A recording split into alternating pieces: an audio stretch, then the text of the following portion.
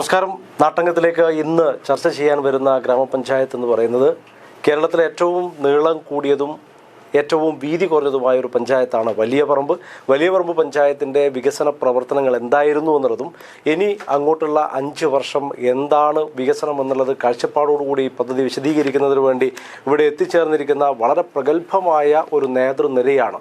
3 രാഷ്ട്രീയ പാർട്ടികളെയും മുന്നണിയിൽ നിന്ന് നയിക്കപ്പെടുന്ന ഏറ്റവും കൂടുതൽ പ്രാഗൽഭ്യമുള്ള കരുത്തുറ്റ നേതാക്കന്മാരാണ് വലിയപറമ്പിലെ ഇവിടെ എത്തിച്ചേർന്നിരിക്കുന്നത്. ഇന്ന് നിലവിൽ ഗ്രാമപഞ്ചായത്ത് പ്രസിഡന്റായി ഇപ്പോൾ സ്ഥാനം ഒഴിഞ്ഞുകൊണ്ടിരിക്കുന്ന പ്രസിഡന്റ് കൂടിയായ V Sajeevan, Trikaripur CPIM area committee അംഗവും ഒപ്പം LDFിൻ്റെ പഞ്ചായത്ത് കമ്മിറ്റി സെക്രട്ടറി കൂടിയായിട്ടുള്ള വി സജീവനാണ് LDFിനെ പ്രതിനിധീകരിച്ച് സംസാരിക്കുന്നത്. വി സജീവനെ സ്നേഹത്തോടെ സീനറ്റിൻ്റെ ഈ സംവാദത്തിലേക്ക് സ്വാഗതം ചെയ്യുന്നു. ഒപ്പം UDFിൻ്റെ പഞ്ചായത്ത് DCC ചാർജായിട്ടുള്ള കാസർഗോഡ് DCC അംഗവും നിലവിൽ ഉരിയറ വാർഡിലെ അംഗവുമായിരുന്ന M അബ്ദുൽ സലാമാണ് UDFിനെ പ്രതിനിധീകരിച്ച് സംസാരിക്കുന്നത്. കഴിഞ്ഞ 20 വർഷമായി പഞ്ചായത്ത് മെമ്പറായി സ്ഥിതി ചെയ്യുന്ന നിലവിൽ പ്രവർത്തിച്ചുകൊണ്ടിരിക്കുന്ന അദ്ദേഹമാണ് UDFിൻ്റെ മുഴുവൻ രാഷ്ട്രീയ കാര്യങ്ങളും വിശദീകരിക്കുന്നതിന് വേണ്ടി സീനറ്റിലേക്ക് ഇന്ന് കടന്നു വന്നിരിക്കുന്നത്. സ്നേഹത്തോടെ M അബ്ദുൽ സലാമിനെയും സ്വാഗതം ചെയ്യുന്നു. ഒപ്പം M ഭാസ്കരൻ BJPയുടെ ജില്ലാ വൈസ് പ്രസിഡന്റാണ്. കഴിഞ്ഞ തൃക്കരിപ്പൂർ നിയമസഭാ മണ്ഡലത്തിൽ BJPയുടെ സ്ഥാനാർത്ഥി കൂടിയായിട്ടുള്ള ശ്രീ M ഭാസ്കരനാണ് BJPയെ പ്രതിനിധീകരിച്ചുകൊണ്ട് സീനറ്റിലേക്ക് ഇന്ന് ഈ ഒരു ഇലക്ഷൻ സംവാദത്തിലേക്ക് കടന്നു വന്നിരിക്കുന്നത്. 3 പേർക്കും സ്നേഹത്തിൻ്റെ ഭാഷയിൽ സ്വാഗതം നൽകുന്നു. ആദ്യം തന്നെ തുടക്കം നമ്മുടെ പഞ്ചായത്ത് പ്രസിഡന്റിൽ നിന്ന് തന്നെയാകാം. എന്താണ്, കഴിഞ്ഞ 5 വർഷം മുമ്പ് നമ്മൾ ഇതുപോലെ ഒന്ന് സംവദിച്ചിരുന്നു. അന്ന് വലിയ ആവേശത്തോടു കൂടി ഈ LDFിൻ്റെ കാര്യങ്ങളൊക്കെ ഏറ്റുപറഞ്ഞ് കടന്നുപോയതാണ് അദ്ദേഹം. ഇന്ന് അദ്ദേഹം പഞ്ചായത്ത് പ്രസിഡന്റായി ഇപ്പോൾ സ്ഥാനം ഒഴിഞ്ഞുകൊണ്ടിരിക്കുന്നത്. ഈ ഇലക്ഷൻ കഴിയുന്നതോടുകൂടി പഞ്ചായത്ത് പ്രസിഡന്റ് സ്ഥാനം മാറും. ഇനി പ്രസിഡന്റ് ആവാൻ എങ്ങനെയാണ്, നിലവിൽ സ്ഥാനാർത്ഥിയാണോ, എങ്ങനെയാണ് കാര്യങ്ങൾ? അല്ല, നിലവിൽ സ്ഥാനാർത്ഥിയല്ല.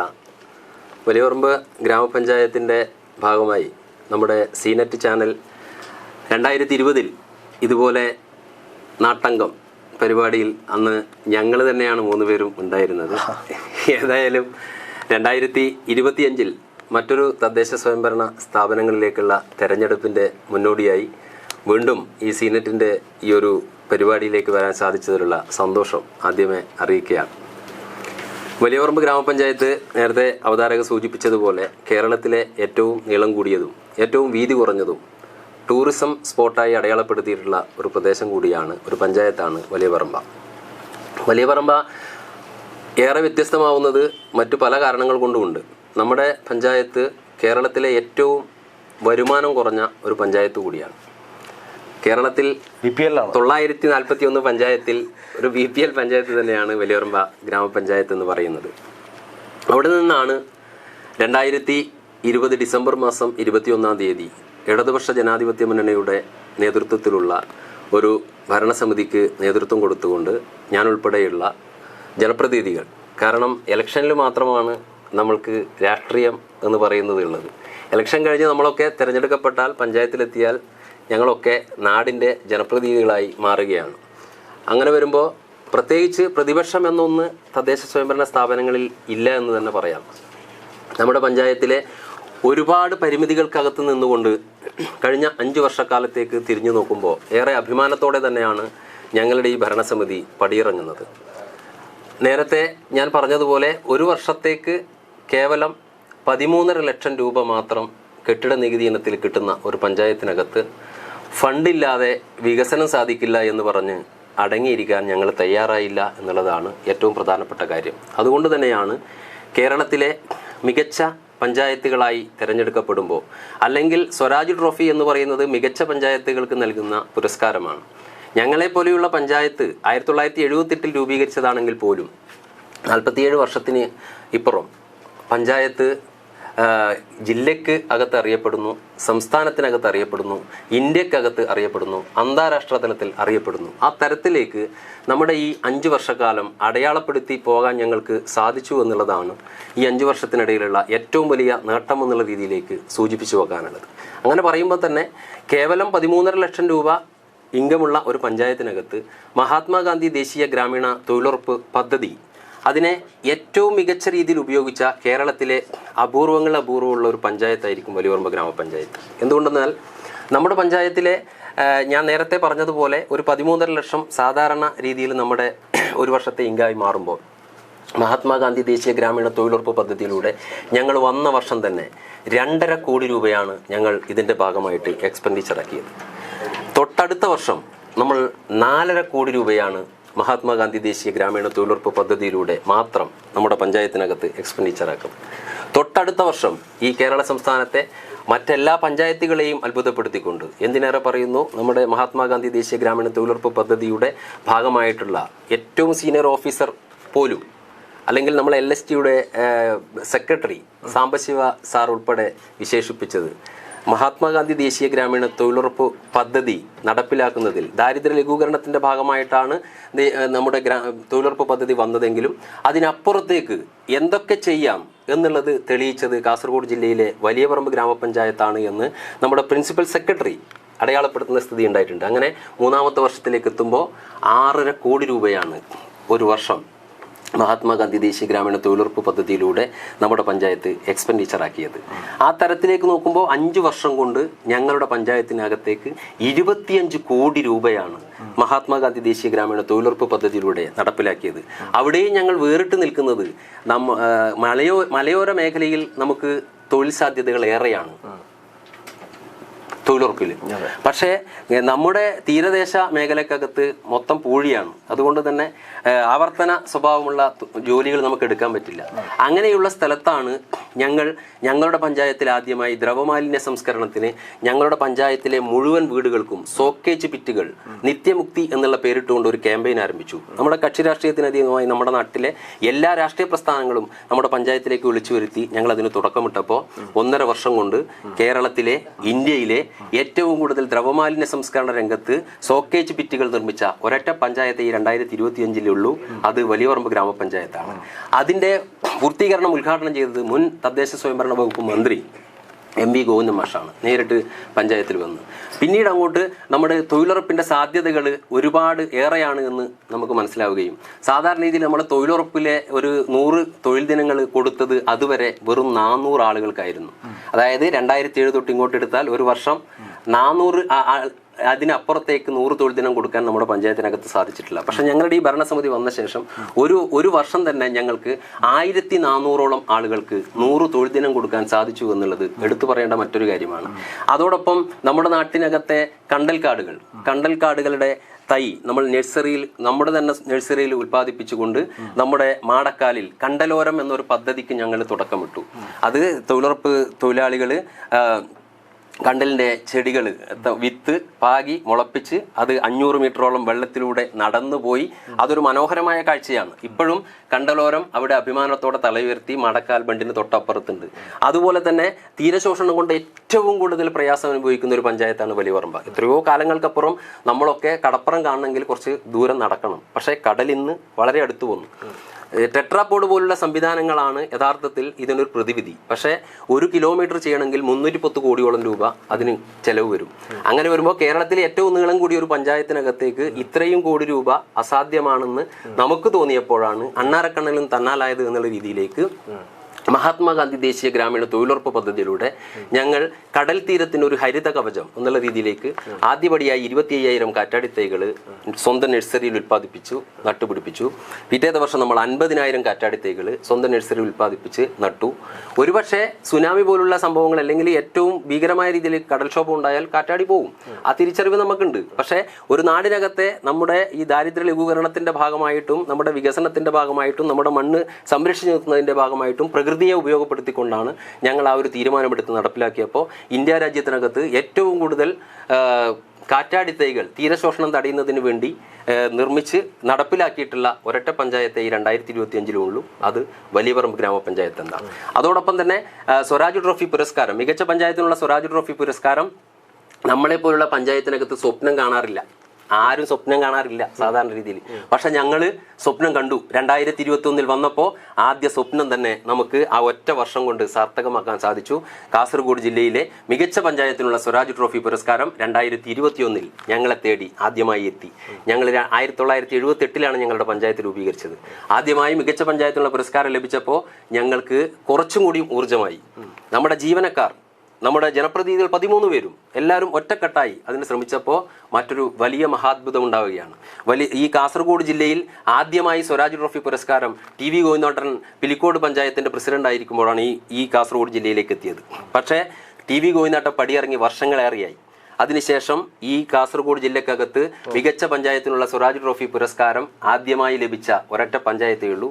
അതിൻ്റെ പേര് കേരള സംസ്ഥാനത്തെ 1ാമത്തെ പഞ്ചായത്ത്. അതോടൊപ്പം PSC ചോദ്യത്തിൽ 2023 PSC ചോദ്യത്തിനകത്തേക്ക് ഞങ്ങളെ പോലുള്ള ഒരു പഞ്ചായത്തിന്റെ പേര് വന്നു എന്ന് പറയുമ്പോൾ അത് ഞങ്ങൾ അടയാളപ്പെടുത്തി എന്ന് പറയുമ്പോൾ കേരളത്തിലെ മികച്ച പഞ്ചായത്തിനുള്ള 2022-23 വർഷത്തെ മികച്ച പഞ്ചായത്തിന്റെ പേരെഴുതാൻ ഉദ്യോഗാർത്ഥികളോട് ചോദ്യപേപ്പറിലൂടെ ആവശ്യപ്പെട്ടപ്പോൾ കാസർഗോഡ് തൊട്ട് തിരുവനന്തപുരം വരെയുള്ള ഉദ്യോഗാർത്ഥികൾ എഴുതി അവരുടെ പേന കൊണ്ട് വലിയപറമ്പ് ഗ്രാമപഞ്ചായത്ത്.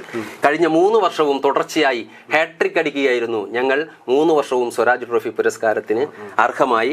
മഹാത്മാഗാന്ധി ദേശീയ ഗ്രാമീണ തൊഴിലുറപ്പ് പദ്ധതിയിൽ ഏറ്റവും മികച്ച പഞ്ചായത്തിന് നൽകുന്ന നമ്മുടെ മഹാത്മാ പുരസ്കാരം കൂടി ഞങ്ങളെ തേടി കഴിഞ്ഞ വർഷം എത്തി. ഇതാ ഈ വർഷം തന്നെ ഏറ്റവും മികച്ച കണ്ടൽ തുരുത്തിനുള്ള പച്ചത്തുരുത്തിനുള്ള പുരസ്കാരം മുഖ്യമന്ത്രിയുടെ പ്രത്യേക പുരസ്കാരമാണ്. അത് സംസ്ഥാനത്ത് 1ാം സ്ഥാനം ഞാൻ നേരത്തെ പറഞ്ഞ കണ്ടലോരം പച്ചത്തുരുത്തിനെ തേടി എത്തുകയുണ്ടായി. അങ്ങനെ അതിനപ്പുറത്താണ് അതും കൂടെ ഒരു കാര്യം കൂടി പറഞ്ഞ് ഞാൻ അവസാനിപ്പിക്കുന്നു. നമ്മുടെ പഞ്ചായത്തിനകത്ത് ഈ ദുരന്ത ലഘൂകരണ പ്രവർത്തനത്തിന്റെ ഭാഗമായിട്ട് ഞങ്ങൾ ഇടപെട്ടിട്ടുള്ള കാര്യങ്ങൾ ഞാൻ നേരത്തെ ഈ പറഞ്ഞൊക്കെ ദുരന്ത ലഘൂകരണത്തിന്റെ ഭാഗമായിട്ടുള്ളതാണ്. അതൊക്കെ തൊഴിലുറപ്പ് പദ്ധതിയിൽ നടപ്പിലാക്കിയെന്ന് മാത്രമേ ഉള്ളൂ. അപ്പം അതിലേക്ക് വന്നപ്പോഴാണ് ഏഷ്യ പസഫിക് രാജ്യങ്ങളിലെ മികച്ച ലോക്കൽ ലീഡർ ചാമ്പ്യന്മാരെ തെരഞ്ഞെടുക്കുന്ന ഒരു മത്സരം. ഇതൊന്നും ഞങ്ങൾ അങ്ങോട്ട് ആവശ്യപ്പെടുന്നൊന്നുമല്ല. പക്ഷേ ആ മത്സരത്തിനകത്ത് കേരള സംസ്ഥാനത്തെ ദുരന്ത നിവാരണ അതോറിറ്റിയാണ് ഓരോ പഞ്ചായത്തിലെയും ലോക്കൽ ലീഡർമാർ അധ്യക്ഷന്മാരുടെ സെലക്ഷൻ നടത്തുക. അങ്ങനെ നമ്മുടെ കാസർഗോഡ് ജില്ലയിൽ നിന്ന് എന്നെ അവർ തിരഞ്ഞെടുത്തു. നമ്മൾ അറിയുന്നില്ല. പക്ഷെ സംസ്ഥാനത്ത് നിന്ന് നമ്മുടെ ഡൽഹിയിലാണ് അതിൻ്റെ മറ്റൊരു ജൂറി. അവർ അതുമായി ബന്ധപ്പെട്ടിട്ടുള്ള ആളുകളെ തിരഞ്ഞെടുത്തു. 2024 ഒക്ടോബർ മാസം 14-ാം തീയതി 2024 ഒക്ടോബർ മാസം 5-ാം തീയതി എനിക്ക് പഞ്ചായത്തിലേക്ക് ഒരു മെയിൽ വന്നു. അത് ഇതായിരുന്നു: ഏഷ്യ പസഫിക് രാജ്യങ്ങളിലെ മികച്ച ലോക്കൽ ലീഡർമാരെ തിരഞ്ഞെടുക്കുന്നതിൽ ഏഷ്യ പസഫിക് രാജ്യങ്ങളിൽ നിന്നും 4 പേരെ തിരഞ്ഞെടുത്തു. അത് ഇന്തോനേഷ്യയിലെ ഒരു വനിത, ഫിലിപ്പൈൻസിലെ 2 വനിത, ഇന്ത്യയിൽ നിന്നും തിരഞ്ഞെടുത്ത ഒരൊറ്റൊരു പുരുഷനായിട്ടുള്ള പഞ്ചായത്ത് പ്രസിഡന്റേ ഉള്ളൂ. ആ പഞ്ചായത്ത് പ്രസിഡന്റ് നിങ്ങളോട് ഇപ്പോൾ സംവദിച്ചുകൊണ്ടിരിക്കുന്ന ഞാനാണ് എന്ന് പറയുമ്പോൾ നമ്മളെ തീരദേശ ജനത ഒറ്റക്കെട്ടായി കക്ഷി രാഷ്ട്രീയ മതജാതി ചിന്തകൾക്ക് അതീതമായി ഈ 5 വർഷവും ഞങ്ങളുടെ ഭരണസമിതിയോടൊപ്പം ചേർന്നപ്പോഴാണ് ഈ നേട്ടങ്ങളൊക്കെ ഉണ്ടായിട്ടുള്ളത്. ആ തരത്തിലേക്ക് ഈ നാടിനെ അടയാളപ്പെടുത്താൻ ഞങ്ങൾക്ക് സാധിച്ചിട്ടുണ്ട് എന്നുള്ളതാണ് ആദ്യമായി സൂചിപ്പിച്ചു വെക്കാൻ. കൺഗ്രാറ്റുലേഷൻ. ഏറ്റവും നല്ലൊരു ലോക്കൽ ലീഡറെ തെരഞ്ഞെടുത്ത ഏഷ്യയിൽ തന്നെയുള്ള വലിയൊരു ലീഡറാണ് നമ്മോട് സംസാരിക്കുന്നത് എന്നുള്ളതാണ്. യഥാർത്ഥത്തിൽ UDFന്റെ പ്രതിനിധിയായിട്ടുള്ള അബ്ദുൽ സലാമോട് ചോദിക്കുകയാണ്, ഈ സജീവൻ സാർ തള്ളുന്നതൊക്കെ തള്ളാണോ എന്നുള്ളതാണ് ആദ്യം ചോദിക്കണം. പക്ഷെ അവാർഡുകളൊക്കെ വാങ്ങിക്കൂട്ടിയത് കൊണ്ട് നമുക്കതിനെ തള്ളെന്ന് പറയാനും ഇപ്പൊ പറ്റില്ല. മറ്റൊരു കാര്യം കൂടി എനിക്ക് സൂചിപ്പിക്കാൻ, കാരണം ഞാൻ ഒരു ഈ 18 വർഷക്കാലം പയ്യന്നൂർ ടൗണിനകത്തെ ഒരു ടാക്സി ഡ്രൈവറായിരുന്നു. എൻ്റെ ജീവിതത്തിൽ ആദ്യമായിട്ടാണ് ഞാനൊരു പാർലമെന്ററി രംഗത്തേക്ക് കടന്നു വരുന്നത്. ആദ്യ വർഷം ആദ്യമായിട്ട് മത്സരിക്കുന്നു, ആദ്യമായിട്ട് പ്രസിഡന്റ് ആവുന്നു. മറ്റ് യാതൊരു വിധത്തിലുമുള്ള മുൻപരിചയം ഈ ഒരു ഇതിലില്ല. ഞാനൊരു മോഹൻലാൽ പറഞ്ഞതുപോലെ പ്രീ ഡിഗ്രി അത്ര കുറഞ്ഞ ഡിഗ്രി ഒന്നുമല്ല എന്ന് പറഞ്ഞതുപോലെ ഞാനൊരു പ്രീ ഡിഗ്രിക്കാരൻ മാത്രമാണ്. തീർച്ചയായിട്ടും ഈ പ്രീ ഡിഗ്രിക്കാരൻ വലിയ കാര്യങ്ങളാണ് നടത്തിയിട്ടുള്ളത്. കാരണം തീരശോഷണം പോലെയുള്ള വലിയ പ്രത്യാഘാതങ്ങളെ തടയുന്നതിന് വേണ്ടിയിട്ടുള്ള വലിയ ദീർഘവീക്ഷണത്തോടുകൂടിയുള്ള പദ്ധതികളൊക്കെ നടപ്പിലാക്കി അതിൻ്റെ പുരസ്കാരം ഏറ്റുവാങ്ങിയെന്ന് പറയുന്നു. ഈ ഭരണസമിതിയോടൊപ്പം ചേർന്ന് പ്രവർത്തിച്ച അബ്ദുൽ സലാം എന്ന് പറയുന്ന UDFന്റെ പ്രതിനിധിക്ക് അദ്ദേഹം പറഞ്ഞിരിക്കുന്ന ഈ വലിയ പറമ്പിൽ നേടിയെടുക്കുന്ന നേട്ടങ്ങളൊക്കെ യഥാർത്ഥത്തിൽ ഉള്ളത് തന്നെയല്ലേ? അങ്ങനെ പറഞ്ഞുകൊണ്ട് അതിന് ഉത്തരവാകുന്നില്ല എന്ന് പറഞ്ഞാല് ഈ നേരത്തെ പറഞ്ഞതുപോലെ പഞ്ചായത്ത് രാജ് ആക്ട് നിലവിൽ വന്നപ്പോൾ നമുക്ക് ലോക്സഭയിലും രാജ്യസഭയിലും അതുപോലെ കേരള സംസ്ഥാനത്തൊക്കെ ഭരണവർഷം പ്രതിവർഷവും ഈ പഞ്ചായത്ത് രാജ് രാജീവ് ഗാന്ധി കൊണ്ടുവന്നപ്പോൾ തന്നെ അതിനകത്ത് ഈ തെരഞ്ഞെടുക്കപ്പെട്ട പദവികളിൽ ഭരണവർഷവും പ്രതിവർഷവും ഇല്ല, എല്ലാം ഭരണസമിതിയാണ്. ഞങ്ങൾ 13 പേര് ഒറ്റക്കെട്ടായി നിന്നിട്ടാണ് ഇത്തരം കാര്യങ്ങളിലേക്ക് നേതൃത്വം കൊടുക്കാൻ വേണ്ടി സാധിച്ചത്. പിന്നെ ഇതൊക്കെ ചെയ്തത് എന്ന് പറയുന്നത് കേന്ദ്ര ഗവൺമെന്റിന്റെ ഒരു പദ്ധതിയായ മഹാത്മാഗാന്ധി ദേശീയ ഗ്രാമീണ തൊഴിലുറപ്പ് പദ്ധതിയിൽ ഉൾപ്പെടുത്തിക്കൊണ്ടാണ്. നൂതനമായ പ്രോജക്റ്റുകൾ ഒരുപാട് പഞ്ചായത്തുകൾ നമ്മുടെ സംസ്ഥാനത്തും അതുപോലെ ജില്ലയിലൊക്കെ ഇത് നടപ്പിലാക്കിയിട്ടുണ്ട്. അപ്പൊ തൊഴിൽ ദിനങ്ങൾ ഈ സാധാരണ 2006 UPA ഗവൺമെന്റ് ഈ തൊഴിലുറപ്പ് നിയമം കൊണ്ടുവന്നപ്പോൾ അതിന്റെ ആദ്യപടി എന്ന നിലയിൽ പറഞ്ഞത് ഇതിന് അസറ്റ് വേണ്ട എന്ന് പറഞ്ഞാൽ എന്തുണ്ടാക്കി എന്ന് ചോദിക്കേണ്ട, പാവപ്പെട്ട കുടുംബങ്ങൾക്ക് 100 ദിനത്തെ തൊഴിൽ അതായിരുന്നു കേന്ദ്ര ഗവൺമെന്റ് അന്നത്തെ ലക്ഷ്യം. ആ ലക്ഷ്യത്തെ മുൻനിർത്തിയായിരുന്നു പല പഞ്ചായത്തുകളും പദ്ധതികളാക്കിയത്. നമ്മളെ പോലുള്ള ഒരു തീരദേശ മേഖല അന്ന് വരുന്ന സമയത്ത് ഞാൻ ജനപ്രതിയാണ്. അന്ന് ഗ്രാമപഞ്ചായത്ത് സ്റ്റാൻഡിംഗ് കമ്മിറ്റി ചെയർമാനാണ് 2005 മുതൽ 2010 വരെ. നേരത്തെ വൈസ് പ്രസിഡന്റ് ചാർജും ആയിരുന്നു 2000 മുതൽ 2005 വരെ. അപ്പൊ ഈ പറഞ്ഞ പദ്ധതി വന്നപ്പോൾ കേരളത്തിൽ മൊത്തത്തിൽ, ഇന്ത്യ രാജ്യത്ത് മൊത്തത്തിൽ ഏറ്റെടുത്ത് UPA ഗവൺമെന്റ് പദ്ധതി. അങ്ങനെ കേരളത്തിലും വന്നു. മറ്റു സംസ്ഥാനങ്ങളെ അപേക്ഷിച്ച് കേരളത്തിൽ ഇതിന് കുറച്ചും കൂടി പ്രയോറിറ്റി കിട്ടി. കാരണം മറ്റ് സംസ്ഥാനങ്ങളെ പോലെയല്ല കേരളത്തിലെ അവസ്ഥ. ഇവിടെ തൊഴിലാളികൾക്ക് കൂലി കൂടുതലുണ്ട്. മറ്റ് സംസ്ഥാനങ്ങളിലൊക്കെ കൂലി വളരെ കുറവായിരുന്നു. അപ്പൊ അവർക്കതൊരു വലിയ ഒരു അനുഗ്രഹമായി മാറി. നമുക്കും അതൊരു ചെറിയ രീതിയിൽ അനുഗ്രഹമായി മാറി. നേരത്തെ ഈ പറഞ്ഞത് മുതൽ ഞാൻ 2006 സമയത്ത് അന്ന് ഇതേപോലെ തൊട്ടുമുമ്പ് വന്ന് ഞാൻ 2005 കഴിഞ്ഞിട്ടാണ് പിന്നെ മെമ്പർ ആകുന്നത്. 2010 വീണ്ടും വന്നു, 2015 വന്നു, 20 വന്നു ഇതേ സീനറ്റ് പരിപാടിക്ക്. എന്ന് പറഞ്ഞാൽ ഈ മഹാത്മാഗാന്ധി ദേശീയ ഗ്രാമീണ തൊഴിലുറപ്പ് പദ്ധതി കേന്ദ്ര ഗവൺമെന്റ് തരുന്ന വിഹിതം വെച്ചിട്ടാണ് നമ്മൾ ഇതൊക്കെ ഉണ്ടാക്കുന്നത്. അപ്പോൾ പ്രോജക്റ്റുകൾ വന്നപ്പോൾ തൊഴിലാളികൾക്ക് തൊഴിൽ കൊടുത്തപ്പോൾ ആ രീതിയിലേക്ക് നമുക്ക് മുന്നോട്ട് കൊണ്ടുപോകാൻ വേണ്ടി സാധിച്ചു. പക്ഷെ അതിനകത്ത് കുറെ അധികം ഫാൾട്ട് ഇപ്പം പറഞ്ഞില്ലേ, നമുക്ക് തീരശോഷണം തടയാൻ ഇന്നത്തെ ഇപ്പൊ കഴിഞ്ഞ തൊട്ട് മുമ്പുള്ള ഒരു 3 മാസം മുമ്പുള്ള കടലാക്രമണം എന്ന് പറയുന്നത് 100 കണക്കിന് തെങ്ങുകളാണ് കടലെടുത്തുകൊണ്ടുപോയത്. മാത്രമല്ല മീറ്ററുകളോളം ഭൂമി തന്നെ കടൽ കൊണ്ടുപോയി, കടലുണ്ട് എന്ന് പറഞ്ഞാൽ 50-60 മീറ്റർ. എൻ്റെ ലൊക്കേഷനിൽ 50, എൻ്റെ ഇവിടെ എൻ്റെ 1-ാം വാർഡ് ഉരിയര എന്ന് പറയുന്ന സ്ഥലത്ത് വലിയ പുളിമുട്ട് കൊണ്ട് വലിയ ഒരു 10-15 ഏക്കർ സ്ഥലം കടൽ കൊണ്ടിട്ട് പ്രദേശമാണ്. അവിടെ പോലും ശക്തമായ രീതിയിലുള്ള കടലാക്രമണം ഉണ്ടായി. അപ്പൊ ഈ നമ്മളെ സംബന്ധിച്ചോളം തൊഴിലാളികൾക്ക് തൊഴിൽ കൊടുക്കുന്നു എന്നതിനപ്പുറത്ത് ഈ നമ്മ വെച്ച ഈ കാറ്റാടികളായിരുന്നാലും നേരത്തെയുള്ള തെങ്ങുകളായിരുന്നാലും കടലാക്രമണത്തെ തടയാനുള്ള ഒരു മാർഗമായിട്ട് നമുക്കത് കാണാൻ കഴിഞ്ഞിട്ടില്ല. ഈ പറയുന്ന പദ്ധതികളൊക്കെ തൊഴിലാളികൾക്ക് വേതനം കിട്ടി എന്ന് ചോദിച്ചാൽ അതിന്റെ അസറ്റ് എന്ന് പറയും. ഇപ്പൊ പുതിയ കേന്ദ്ര ഗവൺമെന്റ് പറയുന്ന അസറ്റ് നിർബന്ധമായിട്ടും വേണമെന്ന ഗൈഡ് ലൈൻ പറയുന്നു NREG ഗ്രാമീണ തൊഴിൽ പദ്ധതി. ഇതിനകത്ത് നമുക്ക് വേണ്ടുന്ന രീതിയിലേക്ക് അസറ്റ് ഉണ്ടാക്കാൻ വേണ്ടി സാധിച്ചിട്ടില്ല. സാധാരണക്കാരന്റെ പ്രശ്നങ്ങളെ പരിഹരിക്കാണ്ട് അവർക്ക് വേണ്ടുന്ന ഭൗതിക സാഹചര്യങ്ങൾ, ജീവ നിലവാരം ഉയർത്തുന്ന കാർഷിക മേഖലയിലെ പ്രോജക്റ്റുകൾ, മത്സ്യത്തൊഴിലാളികൾക്ക് വേണ്ടുന്ന പ്രോജക്റ്റ്, ഇത്തരം പ്രോജക്റ്റുകൾക്ക് പ്രാധാന്യം നൽകിക്കൊണ്ട് അവരുടെ അവശത ഒഴിവാക്കാൻ, നേരത്തെ പറഞ്ഞ പോലെ ദാരിദ്ര്യ നിർമ്മാർജ്ജനം ചെയ്യാൻ ഒരു ഭാഗത്ത് തൊഴിലുറപ്പ് എന്ന് പറഞ്ഞാൽ 100 ദിവസം ഒരാൾ ജോലി ചെയ്താൽ ഇന്ന് കിട്ടുന്നത് 36-37,000 രൂപയാണ്. ഈ പറഞ്ഞ പൈസ ഒരു വർഷത്തെ ജീവിത നിലവാരത്തിന് ഒരു കുടുംബത്തിന് ആവൂല. ഒരു കുടുംബത്തിൽ ഒരാൾക്കാണ് തൊഴിൽ കൊടുക്കുന്നത്. ഒരു കുടുംബത്തിലാണ് ആകെ 100 തൊഴിൽ ദിനം കൊടുക്കുന്നത്. ആ കുടുംബത്തെ ഈ പറഞ്ഞ ഈ 100 ദിവസത്തെ വേതനം കൊണ്ട് നമുക്ക് വളർത്തി മുന്നോട്ട് കൊണ്ടുപോകാൻ കഴിയില്ല. ആ മേഖലയിൽ അത്തരം കാര്യങ്ങളിലേക്ക് വരുമ്പോൾ സ്വാഭാവികമായും സാധാരണ കഴിഞ്ഞ കാലങ്ങളിലൊക്കെ ഞാൻ ഉൾപ്പെടെയുള്ള ഭരണസമിതികളൊക്കെ ചെയ്ത ആ മേഖലയിൽ നിന്ന് ഒരുപാട് മാറ്റം വരുന്ന ഒരവസ്ഥയിലേക്ക് ഈ അവാർഡ് കൊണ്ടുള്ളത് പോയി. ഞാൻ പറയപ്പോ 2017 നേരത്തെ ഗ്രാമപഞ്ചായത്തുകളായിരുന്നു ഭവന നിർമ്മാണത്തിന് ധനസഹായം കൊടുക്കാറുണ്ടായിരുന്നു. എന്ന് പറഞ്ഞാൽ ഒരു വാർഡിനകത്ത് 3, 4, 5, 6, 10 ആളുകൾക്ക് പദ്ധതി വെക്കുക. ആ പദ്ധതി നമ്മൾ തന്നെ നടപ്പിലാക്കുക. 2017 സംസ്ഥാന ഗവൺമെന്റ് പുതിയ ഒരു പദ്ധതി കൊണ്ടുവന്നു, ലൈഫ് ഭവന നിർമ്മാണ പദ്ധതി. 2017 അപേക്ഷ അടിച്ച് 2020 ഞങ്ങൾ വരുമ്പോഴാണ് അതിന്റെ ഷോർട്ടേജ് ലിസ്റ്റ് 10 ലക്ഷത്തിൽ ചില്ലറ ആളുകൾ അപേക്ഷകരുണ്ടായി. അവസാനം ഷോർട്ട് ചെയ്ത് 5 ലക്ഷത്തിൽ ചില്ലറയായി. ഞങ്ങളെ പഞ്ചായത്തിൽ 200 ചില്ലറ ആളുകളെ ഉണ്ടായിരുന്നു. സ്വാഭാവികമായും ഈ 2015 ശേഷം കഴിഞ്ഞ 8 വർഷക്കാലമായിട്ട് ഇതുവരെയും പുതിയ അപേക്ഷ ക്ഷണിച്ചിട്ടില്ല. സാധാരണക്കാരായ ആ ലിസ്റ്റിൽ പെടാത്ത ഒരുപാട് ആളുകൾ ഒരു ദിവസം രാത്രി അന്തി ഉറങ്ങാൻ കഴിയാത്ത ഒരവസ്ഥാവിശേഷത്തിലേക്ക് സ്വയം ജീവിതം മുന്നോട്ട് പോയി. ഇങ്ങനെ വരുമ്പോൾ ഈ പറഞ്ഞ രീതിയിൽ പദ്ധതി വീതം കൊണ്ട് ഉണ്ടാക്കപ്പെടുന്ന പദ്ധതികൾക്ക് പകരം ഈ പറഞ്ഞ പോലെ അവാർഡുകളെ പദ്ധതികളായി മാറുന്ന ഒരു അവസ്ഥാവിശേഷത്തിലേക്ക് എത്തുന്നത് കൊണ്ട് ആ പ്രദേശത്തെ ജനങ്ങൾക്ക് ഉണ്ടാകുന്ന ഈ ദൈനംദിന പ്രശ്നങ്ങളെ ഒരു പരിധിവരെ പരിഹരിക്കാൻ കഴിയാത്ത ഒരു അവസ്ഥാവിശേഷം നമുക്കുണ്ടായിട്ടുണ്ട്. ഒന്ന്. രണ്ടാമത് പ്രസിഡന്റ് ഇത്രയും വാചാലമായിട്ട് പറഞ്ഞ 2020 മുതൽ ഇങ്ങോട്ട് 21 മുതൽ കിട്ടിയ അവാർഡിന്റെ 100 രൂപ ഞങ്ങളിപ്പോ 21-ാം തീയതി പടി ഇറങ്ങുന്നു. അവാർഡ് കിട്ടി ഈ പറഞ്ഞ മൊമെന്റോ കിട്ടിയത് ചോദിച്ചാൽ 100 രൂപ പോലും സ്വന്തമായി ഓൺ ഫണ്ടിലേക്ക് വരുന്ന ഈ പറഞ്ഞ അവാർഡിന്റെ തുക 50 ലക്ഷം രൂപ സ്വരാജ് ട്രോഫി കിട്ടിയപ്പോൾ കിട്ടിയ 1 രൂപ പോലും കഴിഞ്ഞ 5 വർഷക്കാലമായി പദ്ധതിയുടെ ഭാഗമായിട്ട് ഒരു പ്രൊജക്റ്റായിട്ട് എടുക്കാൻ സംസ്ഥാന ഗവൺമെന്റ് ഇതുവരെ തുക അനുവദിച്ച് നൽകിയിട്ടില്ല. കടലാസിലുള്ള മുമ്പാരെ പറയാൻ കടലാസിലെ പുല്ല് തിന്നുമോ എന്ന് ചോദിച്ച പോലെ അവാർഡ് കിട്ടി എന്ന് പറയുന്നത് ചോദിച്ചാൽ ഈ അവാർഡ് തുക കൊണ്ട് ഒരു പദ്ധതിയെങ്കിലും എടുക്കാൻ ഗ്രാമപഞ്ചായത്തിന് ഇതുവരെ സാധിച്ചിട്ടില്ല. 2021 മുതൽ 25 വരെയുള്ള കഴിഞ്ഞ 5 വർഷക്കാലം ഞാൻ ഉൾപ്പെടെ പ്രസിഡന്റിനോടൊപ്പം ഉണ്ടായിട്ടും ഈ അവാർഡ് കിട്ടിയാൽ ഒരു 100 രൂപ പോലും നമുക്ക് ചെലവഴിക്കാൻ സാധിച്ചിട്ടില്ല. നമ്മൾ ഉണ്ടാക്കിയ കൊയ്തെടുക്കാൻ പോകുന്ന മറ്റൊരു ഭരണസമിതിയാണ്. ഗവൺമെന്റ് ഇതുവരെ 1 രൂപ പോലും അവാർഡിനത്തിൽ തന്നിട്ടില്ല. ഇതാണ് അവസ്ഥ. തീർച്ചയായിട്ടും ഈ രണ്ട് മുന്നണികളും പറയുന്നത് യഥാർത്ഥത്തിൽ ഒരു മുന്നണി അവകാശപ്പെട്ടത് ഭരിച്ച മുന്നണി അല്ലെങ്കിൽ ഭരിച്ച പഞ്ചായത്ത് പ്രസിഡന്റ് തന്നെ പറയുന്നു ഏറ്റവും മികച്ച നേട്ടം വലിയ പറമ്പ് കഴിഞ്ഞ 5 വർഷം ഉണ്ടാക്കി എന്ന് പറയുന്നു.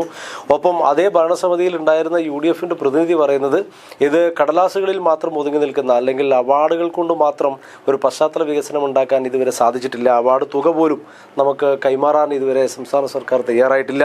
ഇങ്ങനെ നോക്കുകയാണെങ്കിൽ ഈ ഇരു മുന്നണികളും പറയുന്ന വാദം BJP എങ്ങനെയാണ് നോക്കിക്കാണുന്നത്? ഇനി BJP എങ്ങനെയാണ് ഈ തെരഞ്ഞെടുപ്പിനെ നേരിടാൻ പോകുന്നത്? ഇവിടെ സൂചിപ്പിച്ചത് പ്രസിഡന്റും അബ്ദുൽ സലാമും നിലവിൽ പഞ്ചായത്ത് അംഗങ്ങളാണ്. പ്രസിഡന്റ് സജീവൻ പ്രതിപക്ഷ നേതാവ്. 1978 കാലഘട്ടം മുതലാണ് പഞ്ചായത്ത് രൂപീകരണം മുതൽ ഈ പഞ്ചായത്ത് ഭരിച്ചുകൊണ്ടിരിക്കുന്ന 2 മുന്നണികളാണ്. ഇടതും വലതും മാറി മാറി ഭരിക്കുന്ന ഒരു സാഹചര്യമാണ് ഉള്ളത്.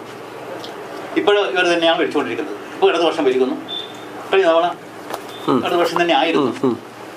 ഈ രീതിയിൽ ഭരിച്ചുകൊണ്ടിരിക്കുന്ന സമയത്ത് ഇപ്പം അവാർഡിൻ്റെ കുറേ കാര്യങ്ങൾ ഇവിടെ സൂചിപ്പിച്ചു കഴിഞ്ഞു. അവാർഡ് കിട്ടിയത് കൊണ്ട് മാത്രം പഞ്ചായത്ത് ഏറ്റവും മികച്ച പഞ്ചായത്ത് എന്ന് പറയാൻ ഞാൻ ആഗ്രഹിക്കുന്നില്ല. കാരണം ജനങ്ങളുടെ അടിസ്ഥാനപരമായ കാര്യങ്ങൾക്ക് മുൻതൂക്കം കൊടുത്തുകൊണ്ട് മാത്രമേ ഏത് അവാർഡുകളെയും നമുക്ക് അംഗീകരിക്കാൻ സാധിക്കും. ഞാനൊന്ന് ഉദാഹരണം പറയുന്നത്, അടിസ്ഥാന സൗകര്യം എന്ന് പറയുന്ന സമയത്ത് റോഡ് വികസനം. ഇപ്പോൾ വലിയപറമ്പിലേക്കൂടെ റോഡ് നടക്കുന്നുണ്ട്, അതിൻ്റെ പണി ഇപ്പോൾ നടന്നുകൊണ്ടിരിക്കുന്നുണ്ട്. ആ റോഡ് തീരദേശ ഹൈവേ ആ റോഡ് അനുവദിച്ചത് പ്രധാനമന്ത്രി ഗ്രാമീണ റോഡ് പദ്ധതിയിൽ ഉൾപ്പെടുത്തിക്കൊണ്ട് 4,25,00,000 രൂപ അനുവദിച്ചുകൊണ്ടുള്ള റോഡായിരുന്നു അനുവദിച്ചത്. അത് എത്ര വർഷം? 2013. അതിന് ശേഷം കുറേ വർഷം കഴിഞ്ഞ ശേഷമാണ് അത് തുടങ്ങിയത് തന്നെ. അത് വീണ്ടും ഇപ്പോൾ മക്കാളം താറി നടന്നു കൊണ്ടിരിക്കുന്നു. നല്ല കാര്യം തന്നെ. പക്ഷേ ആ റോഡ് നടന്നുകൊണ്ടിരിക്കുമ്പോൾ മഴക്കാലത്ത് റോഡ് ഉയർന്നു കഴിഞ്ഞാൽ 2 ഭാഗത്തും വെള്ളം കെട്ടി നിൽക്കും. ഈ റോഡിൽ വീഴുന്ന വെള്ളം ഏതെങ്കിലും തരത്തിൽ ഒഴിച്ചുവിടാൻ വേണ്ടി ഒരു ഡ്രെയിനേജ് ഈ റോഡിന് എവിടെയില്ല. അതൊന്നാമത്തെ ഒരു കാര്യം. മറ്റൊന്ന്, മാടക്കാട് എടയിലക്കാട് എന്ന് പറയുന്ന സ്ഥലത്ത് എടയിലക്കാട് ബണ്ട് മുതൽ പാലം വരെയുള്ള റോഡ് പ്രസിഡന്റിന്റെ വീടിൻ്റെ അടുത്താണ്. 2 മാസത്തോളായി ആ റോഡ് പൊളിച്ചിട്ടിട്ട് ജനങ്ങൾക്ക് ഇത്രയും ദുരിതമായ നടന്നു പോകാൻ പറ്റാത്ത തൊട്ട് റോഡിൻ്റെ 2 ഭാഗത്ത് നിൽക്കുന്ന വീടുകൾക്ക് പൊടി മാറിയിട്ട് ശ്വാസതടസ്സം അതുമായി ബന്ധപ്പെട്ടുകൊണ്ട് കാര്യങ്ങൾ മുന്നോട്ട് പോയിക്കൊണ്ടിരിക്കുന്നു. ആ റോഡ് പൂർത്തീകരിക്കുന്നതിന് വേണ്ടിയിട്ട് ഒരു നടപടിയും പഞ്ചായത്തിൻ്റെ ഭാഗത്ത് ഉണ്ടായിട്ടില്ല. അതുപോലെ തന്നെ മാടക്കാൽ റോഡിൻ്റെ അവസ്ഥ വേറെ ദുരിതമായ ഒരു റോഡ് തന്നെയാണ്. മറ്റൊന്ന്, നമുക്കറിയാം 2013 തോന്നുന്നുണ്ട് മാടക്കാൽ തൂക്കുപാലവും പടന്നക്കടപ്പുറവും തെക്കേക്കാട് ബണ്ട് അങ്ങോട്ട് ഇങ്ങോട്ടും കിടന്നതിന് വേണ്ടി 2 തൂക്കുപാലം നിർമ്മാണത്തിന് വേണ്ടി ഏറ്റെടുത്തത്. ജസ്റ്റ് ഒരു മിനിറ്റ്. അപ്പോൾ അങ്ങനെ ഏറ്റെടുത്തപ്പോൾ ആ ഒരു പാലം പൂർത്തിയായി അത് തകർന്നു വീണു. പക്ഷേ ആ തകർന്നു വീണപ്പോൾ അവിടുത്തെ മാടക്കാടിലെ പ്രദേശത്തിലെ കന്നുകൂടിലെ പ്രദേശത്തേക്കുള്ള ആൾക്കാർക്കും കടന്നു പോകാൻ പറ്റാത്തൊരു സാഹചര്യം വന്നു. MLA ഫണ്ട് ഉപയോഗിച്ചുകൊണ്ട് 10 ലക്ഷം രൂപയുടെ ഒരു ഫൈബർ ബോട്ട് അവിടെ അനുവദിച്ചു. ഇന്ന് ആ ബോട്ട് എവിടെയുണ്ട് എന്ന് ബഹുമാനപ്പെട്ട പ്രസിഡന്റും അതുപോലെ തന്നെ ഭരണസമിതി അംഗവും സൂചിപ്പിച്ചാൽ നല്ലതായിരിക്കും. ഇപ്പം ജനങ്ങൾ കടന്നു പോകുന്നത് 50 രൂപ, അതൊന്നും തോണിയില്ല, ആരെങ്കിലും വിളിക്കും, 50 രൂപ അങ്ങോട്ട് കൊടുക്കണം, 50 രൂപ ഇങ്ങോട്ട് കൊടുക്കണം. അങ്ങനെയാണ് അവിടെ കടന്നു പോയിക്കൊണ്ടിരിക്കുന്നത്. ഇപ്പം നമ്മുടെ മെമ്പറുടെ നാട് കുരിയരയാണ്. വർഷങ്ങൾക്ക് മുമ്പേ കോടി ഉറുപ്പ്യ ചെലവഴിച്ച് ഇവിടെ കമ്മ്യൂണിറ്റി ഹാൾ പണിതിട്ടുണ്ട്. ആ കമ്മ്യൂണിറ്റി ഹാളിൻ്റെ അവസ്ഥ എന്താണ് ബഹുമാനപ്പെട്ട പ്രസിഡന്റും മെമ്പറും സൂചിപ്പിച്ചാൽ നല്ലതായിരിക്കും. കാരണം അത് കാട് മൂടിക്കിടക്കുന്നു. അതിലെ കട്ടിള ജനല് കക്കൂസിന്റെ ഭാഗങ്ങൾ എല്ലാം തകർന്നു കഴിഞ്ഞു. അതൊന്നും അവിടെ നിലവിലില്ല. അത്രയും ദയനീയമായ ഒരവസ്ഥയാണ്. മറ്റൊന്ന് കുടിവെള്ള പ്രശ്നം. ജൽജീവൻ പദ്ധതി പരിപാടി കേരളം ഒഴികെ മറ്റെല്ലാ സംസ്ഥാനത്തും 91% മേലെ പൂർത്തീകരിച്ചു. പണ്ടെന്ന് വെച്ചിട്ടുണ്ടെങ്കിൽ അതാണ് വലിയ പഞ്ചായത്തിൽ അതിൻ്റെ പൈപ്പിടൽ മാത്രം നടന്നു. ഏറ്റവും കൂടുതൽ ദുരിതം അനുഭവിക്കുന്ന കുടിവെള്ള പ്രശ്നമാണ്, ഉപ്പുവെള്ളമാണ് ഇയാളെ നാട്ടിൽ എക്കടി കന്നുകൊണ്ടിൻ്റെ എല്ലാ ഭാഗത്തും. അത് പൂർത്തീകരിക്കാൻ അതിനുവേണ്ട നടപടികൾ സ്വീകരിച്ചിട്ട് മറ്റൊന്ന് നേരത്തെ സൂചിപ്പിച്ചു. തീരദേശ സംരക്ഷണം. എല്ലാ വർഷവും കടലാക്രമണം വളരെ രൂക്ഷമായിട്ട് കടപെടുന്ന ഒരു പ്രദേശമാണ് വലിയ പറമ്പ്, കന്നുകൂട്, അതുപോലെ എല്ലാ പ്രദേശത്തും. എല്ലാ വർഷവും കാലവർഷകാലത്ത് കടലാക്രമണം വരും. ബന്ധപ്പെട്ട MLA-യും ഉത്തരവാദപ്പെട്ട പഞ്ചായത്ത് പ്രസിഡന്റ് ഉത്തരവാദ ആൾക്കാരൊക്കെ അവിടെ പോവും, കാര്യങ്ങൾ അന്വേഷിക്കുന്നില്ല, ഞാനടക്കം പോകുന്നുണ്ട്. പക്ഷേ അതിനുവേണ്ടി നാളിതുവരെയായി വേണ്ടപ്പെട്ടവരുടെ ശ്രദ്ധയിൽ, ഞാൻ ഉദ്ദേശിക്കുന്ന കേന്ദ്ര ഗവൺമെൻറ്റിനോ അല്ലെങ്കിൽ അതുപോലെ അനുവദിക്കാൻ പറ്റുന്ന മേഖലയുണ്ട്, അവിടത്തേക്ക് ഇന്ന് വരെ അതിൻ്റെ ഒരു ഗൗരവത്തിൽ അത് എടുത്തിട്ടില്ല. എല്ലാ കൊല്ലം വരും പോവും. വർഷങ്ങളായി അവിടെ താമസിക്കുന്നവർ ദുരിതം അനുഭവിക്കുകയാണ്. മറ്റൊരു തൊഴിലുറപ്പ് പദ്ധതി പറഞ്ഞു. തൊഴിലുറപ്പ് പദ്ധതി എന്ന് പറഞ്ഞപ്പോൾ കേന്ദ്ര ഗവൺമെൻറ് ദേശീയ തൊഴിലുറപ്പ് പദ്ധതിയാണ്. അത് പൂർണ്ണമായും വലിയ പറമ്പിന് എല്ലാ അംഗീകാരത്തോടു കൂടി അനുവദിച്ചിട്ടുണ്ട്. നേരത്തെ സൂചിപ്പിച്ച പ്രസിഡന്റ് 6 കോടി ഉറുപ്പിക ഇത്തവണ 6.5 കോടി ഉറുപ്പിക ഇത്തവണ കിട്ടി. തനത് ഫണ്ട് ഉപയോഗിച്ചുകൊണ്ട് നേരത്തെ ഇവിടെ അവാർഡും കാര്യങ്ങളൊക്കെ കിട്ടിയല്ലോ. തീർച്ചയായും പഞ്ചായത്ത് തനത് ഫണ്ട് ഉപയോഗിച്ചുകൊണ്ട് എന്ത് പദ്ധതിയാണ് വലിയ ഗവൺമെന്റ്? ചെറിയ ചെറിയ പദ്ധതി ഇല്ല ഞാൻ പറഞ്ഞില്ല. സ്കൂളുകളുടെ ചെറിയ അല്ലെങ്കിൽ സ്കൂളിന്റെ പരിപാടി അല്ലെങ്കിൽ മറ്റൊന്നെങ്കിലും നിങ്ങളുടെ ആസ്പത്രിയുടെ ഈ കാര്യങ്ങളൊക്കെ പൂർത്തീകരിക്കാൻ സാധിച്ചിട്ടുണ്ടോ? മറ്റൊന്നൊരു പദ്ധതി. നിരവധി തൊഴിലില്ലാത്ത ചെറുപ്പക്കാരുടെ നാട്ടിലുണ്ട്. ഈ പഞ്ചായത്തിൽ തൊഴിൽ സംബന്ധമായി ഏതെങ്കിലും ഒരു പദ്ധതി പഞ്ചായത്തിന്റെ നേതൃത്വത്തിലോ അല്ലെങ്കിൽ ഗവൺമെന്റിന്റെ ഭാഗത്തുനിന്നോ ആ പഞ്ചായത്തിലെ കൊണ്ടുവരാൻ സാധിച്ചിട്ടില്ല. പ്രസിഡന്റിന് അറിയാം, ഞാൻ HMC മെമ്പറാണ്. വലിയ പറമ്പ് ഫാമിലി ഹെൽത്ത് സെന്റർ അവിടെ കിടത്തി ചികിത്സക്ക് വേണ്ടി ഒരു ബിൽഡിംഗ് കിട്ടിയിട്ടുണ്ട്. കിടത്തി ചികിത്സ വരുമില്ലോ പിന്നത്തെ കാര്യം. വർഷങ്ങളായി അതിന്റെ പണി അവിടെ കിടക്കുന്നു.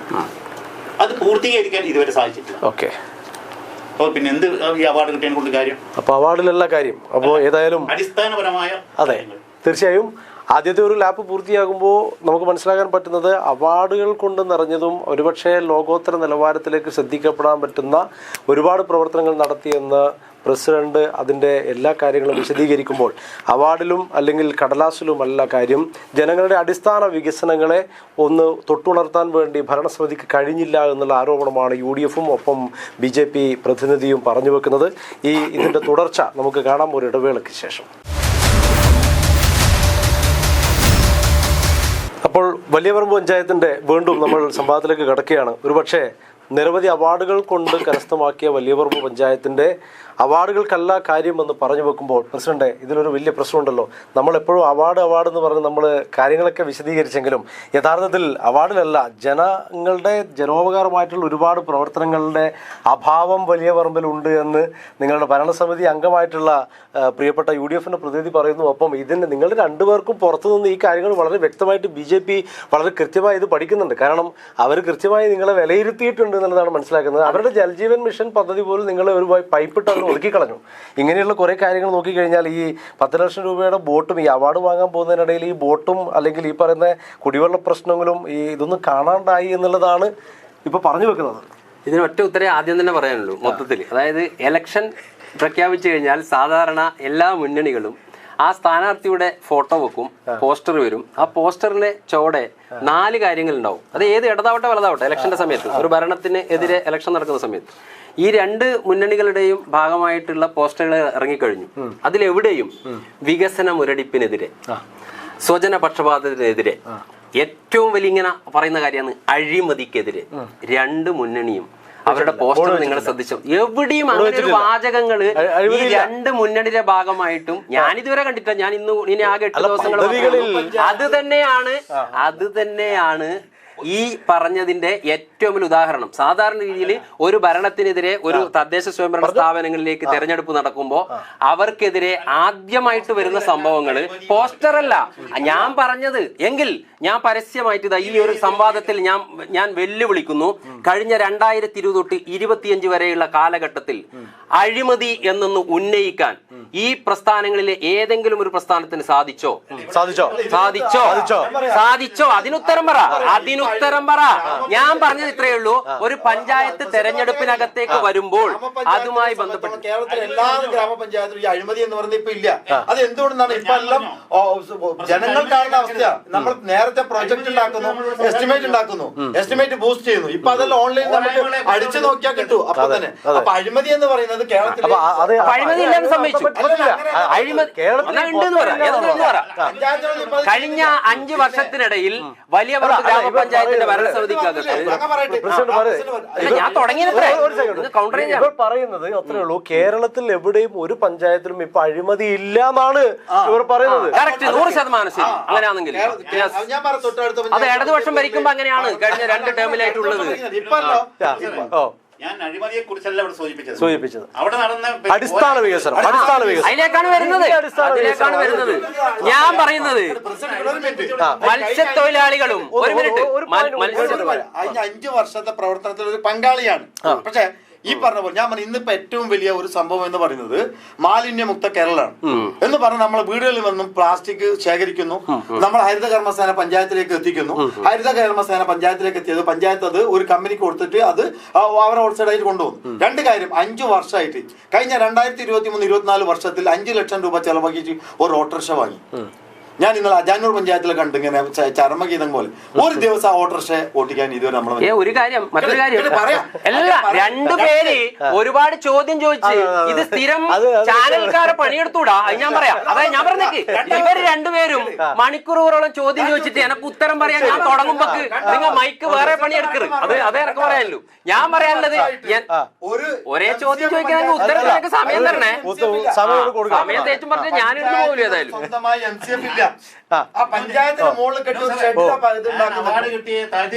ഇല്ല, ഞാൻ വരട്ടെ.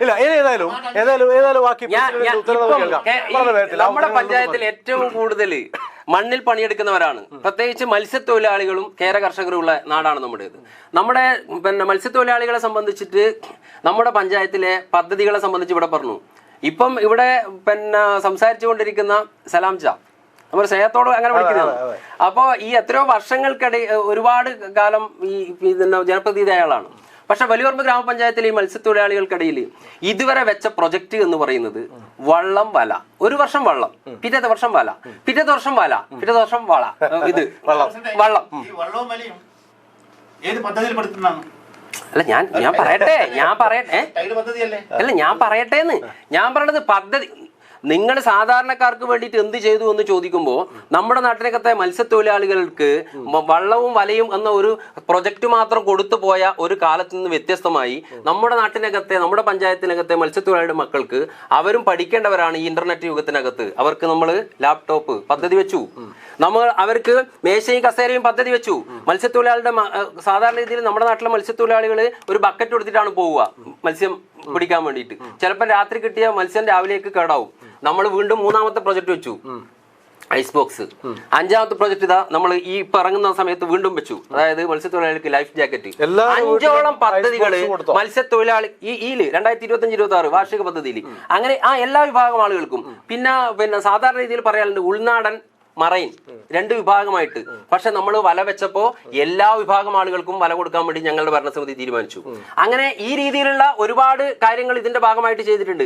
പ്രൊജക്ട് എന്ന് പറയുന്നത് ഒരു 10, 60, 70 പ്രൊജക്ടുകൾ ഉണ്ടായ ഒരു പഞ്ചായത്തിനകത്ത് 240-അടുത്ത് പ്രൊജക്ടുകൾ വെക്കാൻ നമ്മുടെ പഞ്ചായത്തിനകത്ത് സാധിച്ചത് ഈ 2020-25 കാലത്താണ്. ഈ പ്രൊജക്ട് എന്ന് പറയുന്നത് അമേരിക്കയിലേക്ക് കൊണ്ടുപോയതാ.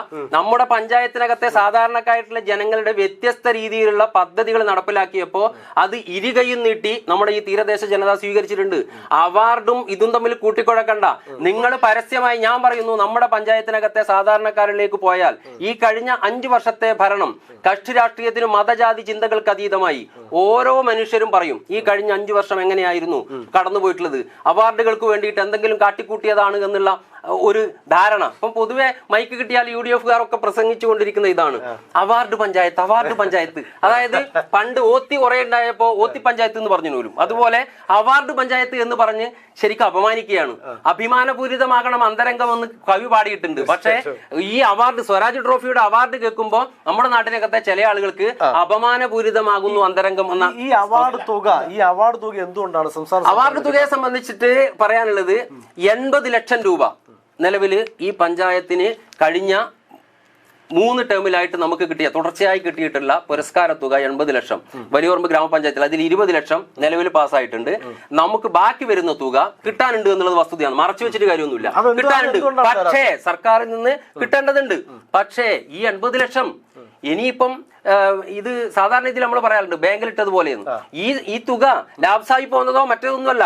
ശരിക്കും പറഞ്ഞാൽ ഈ ഭരണസമിതിയുടെ കാലത്ത് കിട്ടേണ്ടതാണ്, കിട്ടിയില്ല. പക്ഷെ പുതിയ ഭരണസമിതി ഇനി ആര് വന്നാലും അവർക്ക് ഈ പറയുന്ന തുക നമ്മുടെ ഈ പഞ്ചായത്ത് ഭരണസമിതി പടിയിറങ്ങുമ്പോൾ ഇത്രയും തുക അവിടെ വെച്ചിട്ടാണ് ഇറങ്ങുന്നത്.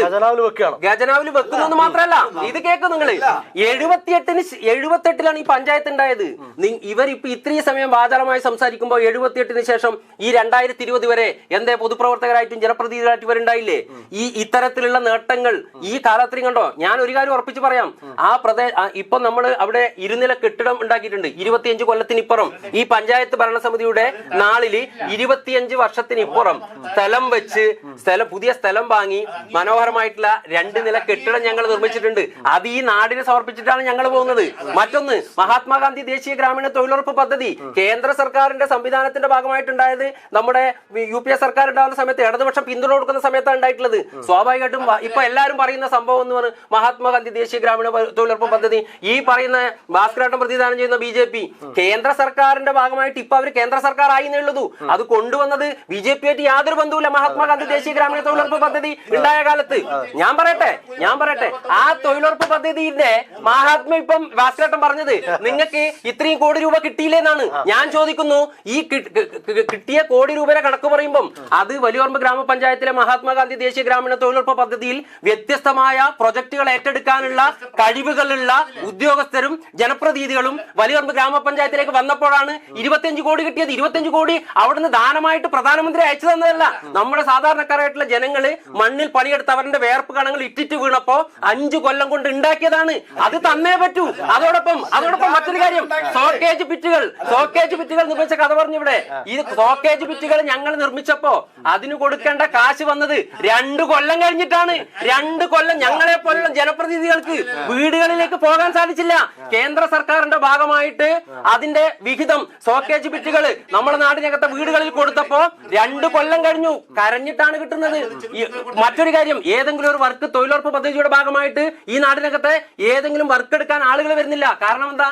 കാരണം പൈസ സമയബന്ധിതമായി കൊടുക്കാൻ വേണ്ടിയിട്ട് കേന്ദ്ര സർക്കാർ വരുന്നില്ല. ഇത് മൊത്തത്തിലുള്ളതാണ്, കേരളത്തിലെ മൊത്തത്തിലുള്ള അവസ്ഥയാണ്.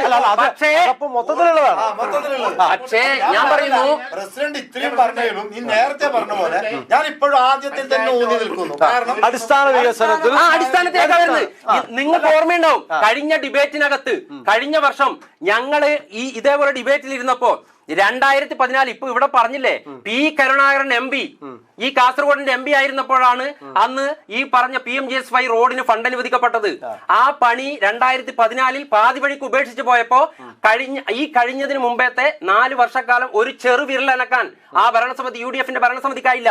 ഞങ്ങൾ വന്ന് ആദ്യം എടുത്ത തീരുമാനം ആ കരാറുകാരനെ കൊണ്ട് ആ പണിയെടുപ്പിക്കുക എന്ന് മാത്രമല്ല, നമ്മുടെ PMGS5 നിന്നും PWDക്ക് അത് കൈമാറാൻ വേണ്ടി നമുക്ക് സാധിച്ചു. അതുകൊണ്ടാണ് ഒരു 1.5 മാസം കൊണ്ട് കൈമാറി 1.5 മാസം കൊണ്ട് നമ്മൾ വന്നയുടെ ആദ്യം ഏറ്റെടുത്ത പ്രവർത്തനം എന്ന് പറയുന്നത് ആ റോഡിന്റെ പാച്ച് വർക്ക് മാത്രമല്ല, അത് ശരിക്കും ഒരു കേരളത്തിന്റെ ഭൂപടത്തിനപ്പുറത്തായിരുന്നു. ഞങ്ങളുടെ കയ്യിൽ ആ ഫോട്ടോ ഉണ്ട്. ഞങ്ങളത് പിന്നെ ഗതാഗത യോഗ്യമാക്കി. പക്ഷേ ഇപ്പോഴും നിങ്ങൾ ആലോചിച്ച് നോക്കണം, പഞ്ചായത്ത് വന്നത് 1978 ഈ നാട്ടിനകത്ത് ആദ്യമായി മെക്കാഡൻ ടാറിങ് അത് ഞങ്ങൾ കൊണ്ടുവന്നു 10 കോടി രൂപ. അത് പോട്ടെ, ഇപ്പം നേരത്തെ ഒരു ബോട്ടിന്റെ കാര്യം പറഞ്ഞു, അതുകൊണ്ട് ഞാൻ പറയാം. ബോട്ടിന്റെ കാര്യം പറഞ്ഞു, നിങ്ങളൊന്ന് ആലോചിച്ച് നോക്കണം. വലിയ പറമ്പ് ഗ്രാമപഞ്ചായത്തിൽ തയ്യൽ സൗത്ത് കടപ്പുറം എന്ന് പറഞ്ഞൊരു പ്രദേശമുണ്ട്. 24 കിലോമീറ്ററിനകത്ത് എത്രയോ വർഷക്കാലമായിട്ട് റോഡ് പോലും കടന്നു ചെല്ലാതെ സ്വന്തം പഞ്ചായത്തിലേക്ക് വരാൻ രാമന്തളി പഞ്ചായത്തിൽ നിന്നും പയ്യന്നൂർ മുനിസിപ്പാലിറ്റിയിലെയും കൂടി തൃക്കരിപ്പൂർ പഞ്ചായത്ത് കടന്ന് സ്വന്തം പഞ്ചായത്തിലേക്ക് വരുന്ന ഒരു ഗതികെട്ട ആ ആളുകൾ താമസിക്കുന്ന ഇല്ലാത്തൊരു നാടുണ്ടായിരുന്നു. ആ നാട്ടിലേക്ക് പൂർണ്ണമായിട്ടും റോഡുകൾ ഉണ്ടാക്കി കൊടുത്തു. 13.5 കോടി രൂപയ്ക്ക് ബോട്ടിലേക്കാണ് വരുന്നത്. ഇദ്ദേഹം പറഞ്ഞ ബോട്ട് എന്ന് പറഞ്ഞത് MLAക്ക് ആസ്തി വികസന ഫണ്ട് ഉപയോഗിച്ചുകൊണ്ട് ബോട്ട് വാങ്ങി. പറയട്ടെ, ബോട്ട് വാങ്ങി. ആ ബോട്ടിന് സാധാരണ രീതിയിൽ ബോട്ട് ഓടിക്കാൻ ലൈസൻസ് ഉള്ള ഡ്രൈവർ വേണം. അപ്പം നമ്മളിത് വാങ്ങി അതിന്റെ ഭാഗമായിട്ട് ഓട്ടം തുടങ്ങി. തട്ടേക്കാട് ബോട്ടപകടം നടന്ന സമയത്ത് കർശനമായിട്ടുള്ള പരിശോധനയും കാര്യങ്ങളും വന്നു. ഒരു ലൈസൻസ് ആളാണ് ഓടിച്ചത്, അയാൾ വെച്ചുപോയി.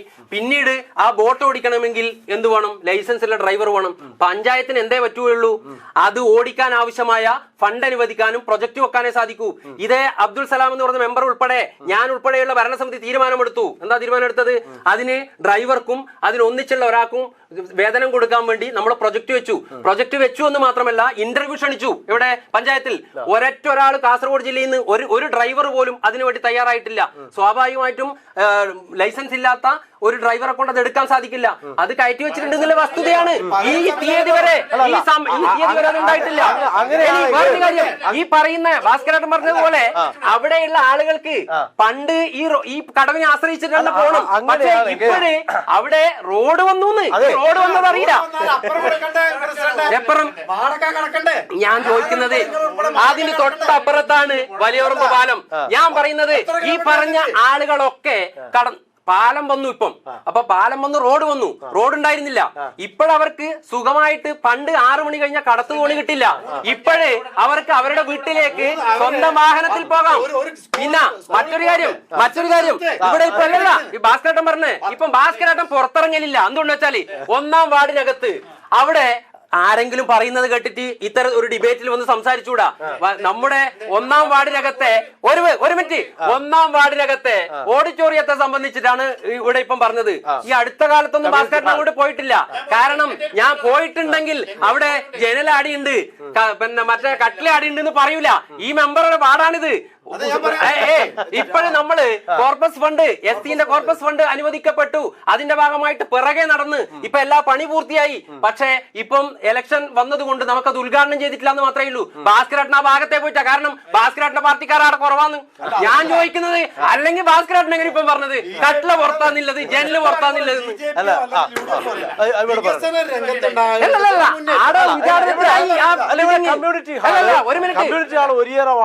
ഒരു വാർഡിൽ എങ്ങനെയുള്ളതെന്ന് പറയട്ടെ. 2013 പി കരുണാകരൻ MP എന്ന ഫണ്ടായിരുന്നു അയാളുടെ SC വിഭാഗത്തിന് നൽകുന്ന. പണി കഴിഞ്ഞു. അല്ല അത് പണി കഴിഞ്ഞു ഭാസ്കരേട്ട, അത് കേക്ക്. അല്ല പണി കഴിഞ്ഞു, ഉദ്ഘാടനത്തിലേക്ക് എത്തി. പ്രസിഡന്റ് ആ വിഷയത്തിൽ പറയുമ്പോ സ്വാഭാവികമായും ഭരണകക്ഷി എന്ന നിലയിലോ ഇദ്ദേഹത്തിന്റെ വാർഡാണല്ലോ, ആ വാർഡ് കൗൺസിലർ ഇദ്ദേഹമാണല്ലോ. ഇദ്ദേഹം പറയട്ടെ. പറഞ്ഞതുപോലെ 2013 ഉണ്ടായ പദ്ധതി അത് അതിന്റെ രീതിയിൽ ഫണ്ട് യൂട്ടിലൈസ് ചെയ്തില്ല. ഞാൻ ഉൾപ്പെടെ കളക്ടർക്ക് പരാതി കൊടുത്ത്, പ്രസിഡന്റ് ഉൾപ്പെടെ പരാതി കൊടുത്ത് കോർപ്പസ് ഫണ്ട് 5 ലക്ഷത്തിനടുത്ത് അനുവദിച്ച് ഇപ്പൊ അതിന്റെ പണി നിർമ്മാണ പ്രവൃത്തി പൂർത്തിയായി. ഇപ്പോ ഭാസ്കരേട്ടൻ പറയുന്നത് പോലെ ഇത് അനാഥമായി കിടക്കുകയാണോ, കാട് മൂടി കിടക്കുന്നു എന്നാണ് പറഞ്ഞത്. കാട് മൂടുന്ന കഴിഞ്ഞ 7 വർഷം 7ഉം 5ഉം 13 വർഷത്തിനോടൊക്കെ അടുത്ത് അത് അങ്ങനെ ഉണ്ടായിരുന്നത്. ഇപ്പൊ അത് മാറി, ഇപ്പൊ അത് ഉദ്ഘാടിക്കേണ്ട അവസ്ഥയിലേക്ക് എത്തിയിട്ടുണ്ട്. സ്റ്റേറ്റ് ഗവൺമെന്റിന്റെ ഫണ്ട് അതിനകത്ത് കിട്ടിയിട്ടുണ്ട്. പക്ഷെ ഞാൻ പറഞ്ഞ അതല്ല, ഒരു കമ്മ്യൂണിറ്റി ആളല്ല നമ്മളെ പ്രശ്നം, കമ്മ്യൂണിറ്റി ആളല്ല പ്രശ്നം. നേരത്തെ പറഞ്ഞ പോലെ പ്രസിഡന്റ് ഇപ്പം പറഞ്ഞു വികസന രംഗത്ത് വേണ്ടുന്ന മുന്നേറ്റം ഉണ്ടാക്കാൻ നമുക്ക് സാധിച്ചിട്ടില്ല എന്ന് ഞാൻ ആദ്യമേ ഞാൻ ചോദിക്കുന്നത്. വികസന രംഗം എന്ന് പറഞ്ഞാൽ ഒരു നാട്ടില് യാത്ര ചെയ്യാനുള്ള ഒരു സൗകര്യമില്ലാത്ത ഒരു നാട്ടില് അത് ജനങ്ങളല്ല ഏറ്റവും വലിയ യാത്രാ ദുരിതം അനുഭവിക്കുന്നത്. പിന്നെ വേറൊരു കാര്യം, ഒറ്റ കാര്യം, പൈപ്പുമായി ബന്ധപ്പെട്ടിട്ട് ഇവിടെ ജൽജീവൻ മിഷന്റെ ഞാൻ ചോദിക്കുന്നത്, ജൽജീവൻ മിഷന്റെ തുക കൊടുക്കുന്നത് കേന്ദ്ര സർക്കാർ മാത്രമാണോ? ലൈഫ് ഭവന പദ്ധതി വരുമ്പോ, PMAY വരുമ്പോ ഇവരെപ്പോഴും പറയുന്ന കാര്യമാണ് കേന്ദ്ര സർക്കാർ കേന്ദ്ര സർക്കാർ എന്ന് 40% ആര് കൊടുക്കുന്നുണ്ട്? കേരള സർക്കാർ കൊടുക്കുന്നുണ്ട്. അത് മറച്ചു വെച്ചുകൊണ്ട് എപ്പോഴും പറയുന്ന കാര്യം കേന്ദ്ര ഫണ്ട്. അതല്ല, യഥാർത്ഥത്തിൽ ഈ പൈപ്പിട്ടതുമായി ബന്ധപ്പെട്ടിട്ട് ഞാൻ പറയട്ടെ, സംയുക്ത പ്രൊജക്ട് ആണ്. അതില് തദ്ദേശ സ്വയംഭരണ സ്ഥാപനം എന്നുള്ള രീതിയിൽ പഞ്ചായത്ത് അതിന് വിഹിതം വെക്കുന്നുണ്ട്. നമ്മുടെ അല്ല, അത് പറയുമ്പോ അങ്ങനെ പറയണം. കേന്ദ്രം അനുവദിച്ച മറ്റേ ഇതെന്ന് പറയുന്നോണ്ട് ഞാൻ പറഞ്ഞതാണ്. രണ്ടാമത്തെ കാര്യം 90% പൈപ്പിട്ട് കഴിഞ്ഞു. പൈപ്പിട്ട് കഴിഞ്ഞപാടും വെള്ളം വരാൻ വേണ്ടിയിട്ട് ഞാൻ അതിന്റെ കാര്യം നിങ്ങളോട് പ്രത്യേകിച്ച് പറഞ്ഞിട്ടുണ്ടല്ലോ. ശീവേനിക്ക് അപ്പുറത്തുനിന്നാണ് വെള്ളം വരേണ്ടത്. അതിന്റെ കണക്ഷൻ തീരണ്ടേ? സംഭവം 1 കൊല്ലം ഒന്നായിട്ടാണ്. വെറുതെ ഇങ്ങനെ കൊല്ലങ്ങൾ പറഞ്ഞ കാര്യമില്ല.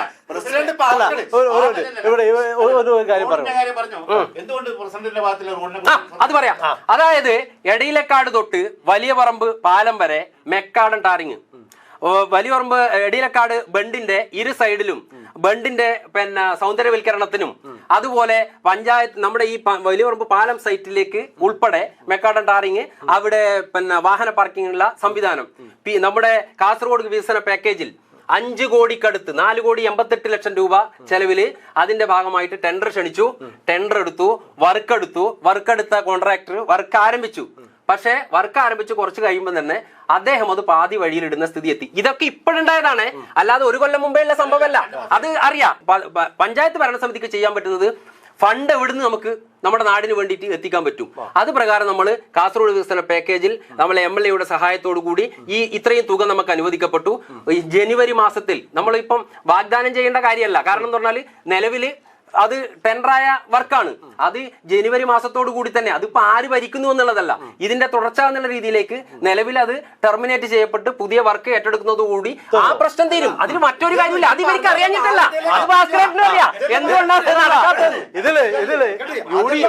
UDF പറഞ്ഞത് അടിസ്ഥാനപരമായ വികസനത്തിലേക്ക് എത്തിയിട്ടില്ല. അടിസ്ഥാനപരമായ വികസനത്തിലേക്കാണ് ഞാൻ വന്നത്. ഞാൻ പറഞ്ഞില്ലേ, ഇപ്പൊ നേരത്തെ പറഞ്ഞതുപോലെ ഇപ്പൊ അത് കേന്ദ്ര ഗവൺമെന്റ് തന്നതും സ്റ്റേറ്റ് ഗവൺമെന്റ് തരുന്നതല്ല, BJP ഗവൺമെന്റ് തരുന്നോ കേരള ഗവൺമെന്റ് തരുന്നോ അല്ല.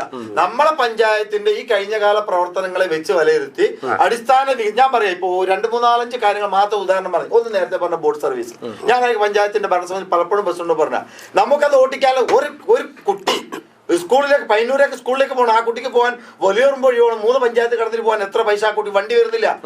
അപ്പൊ ആടെ അടിസ്ഥാനപരമായി ആ പ്രദേശത്തുള്ള ജനങ്ങൾ, ഞാൻ ഉൾപ്പെടെ കഴിഞ്ഞ ഇലക്ഷനിൽ പോയിട്ട് ഇപ്പോഴത്തെ തോണി ഞാൻ 50 കൊടുത്തിട്ട് അപ്പുറം കടന്നിട്ട് അടുത്ത മീറ്റിങ്ങിലേക്ക് പോയി. ഇപ്പൊ 2 ആഴ്ച മുമ്പ്. അപ്പൊ ആടെ എന്റെ ഒരു സംശയം എന്തുകൊണ്ട് പഞ്ചായത്തിന്റെ അകത്തുള്ള ഒരു 2 പേർക്ക് തൊഴിൽ കൊടുക്കുന്നതുമായി ബന്ധപ്പെട്ട് അവരെ ഈ പരിശീലിപ്പിക്കുകയും അവർക്ക് അതിന്റെ ലൈസൻസിന് ഈ ബോട്ടിന്റെ ഉദ്ഘാടന ചടങ്ങ് ദിവസം ഞാൻ എന്റെ നാട്ടിലെ ആ പറയുന്ന ചെറുപ്പക്കാരോട് ഉൾപ്പെടെ മൊത്തം ആളുകളോട് പറഞ്ഞതാണ്. കാരണം നമ്മുടെ പഞ്ചായത്ത് എന്ന് പറയുന്നത് സ്ട്രീറ്റ് ടൂറിസം പദ്ധതി നടപ്പിലാക്കുന്നതിൽ കേരളത്തിലെ 941 പഞ്ചായത്തിൽ 10 പഞ്ചായത്തിനെയാണ് സ്ട്രീറ്റ് ടൂറിസം പദ്ധതിയിൽ ഉൾപ്പെടുത്തിയത് സർക്കാർ. അതിൽ ഒന്നാണ് വലിയപറമ്പ് ഗ്രാമപഞ്ചായത്ത്. അതുകൊണ്ട് തന്നെ ഞാൻ പറയട്ടെ, അതുകൊണ്ട് തന്നെ ഇനി വരാൻ പോകുന്ന സാധ്യതകൾ പ്രൊജക്ട് എന്ന് പറഞ്ഞാൽ നമ്മുടെ നാട്ടിനകത്തെ കുടുംബശ്രീയുമായി ലിങ്ക് ചെയ്തുകൊണ്ട് കുടുംബശ്രീയുമായി ബന്ധപ്പെട്ട് നമ്മുടെ ഇപ്പൊ ഇവർ പറഞ്ഞില്ലേ നിങ്ങൾ എന്തുണ്ടാക്കി, കുടുംബശ്രീ സംവിധാനം പഞ്ചായത്തിന്റേതാണ്. കുടുംബശ്രീയും ജില്ലാ മിഷനും ചേർന്നുകൊണ്ട് നമ്മുടെ പഞ്ചായത്തിന്റെ കൂടി സഹായത്തോടെയാണ് ഇപ്പം നമ്മുടെ നാട്ടിനകത്തെ സാധാരണക്കാരന്റെ വരുമാനം വർദ്ധിപ്പിക്കാൻ. സാധാരണ രീതിയിൽ നമുക്ക് എന്തെങ്കിലും പുതുതായിട്ട് കെട്ടണം, പക്ഷെ നമ്മുടെ വീട്ടിൽ നിന്ന് ഉൾപ്പെടെ ഹോം സ്റ്റേ സംവിധാനം, അതിന് ക്ലാസ് കൊടുത്തു 37 ആളുകൾ. അതിന് രാഷ്ട്രീയൊന്നുമില്ല. ഏറ്റവും കൂടുതൽ UDFന്റെ അതിൽ വിശ്വസിക്കുന്ന ആളുകളാണ്. ഞാൻ പറഞ്ഞത് പറയലല്ല. ഇപ്പം വലിയപറമ്പിലേക്ക് നിങ്ങൾ വന്നാൽ പല വീടിന്റെയും മുമ്പിൽ നിങ്ങൾ ഹോം സ്റ്റേന്റെ ബോർഡുകൾ കാണും. കഴിഞ്ഞ വാർഡും വരുമാനം ഇന്ന് തുടങ്ങിയ വാർഡും വരുമാനം വരുമോ? എന്തായി പറയുന്നത്? CR-സെറ്റിന്റെ വിഷയം അതുകൂടെ പറയാം. ലൈഫ് ഭവന പദ്ധതിയിൽ ഒരു വീട് വെക്കാൻ പെർമിറ്റ് കിട്ടാൻ വേണ്ടിയിട്ട് വല്ലാത്ത രീതിയിലേക്ക് പോയപ്പോ നിങ്ങളൊന്ന് ആലോചിച്ച് നോക്കണം.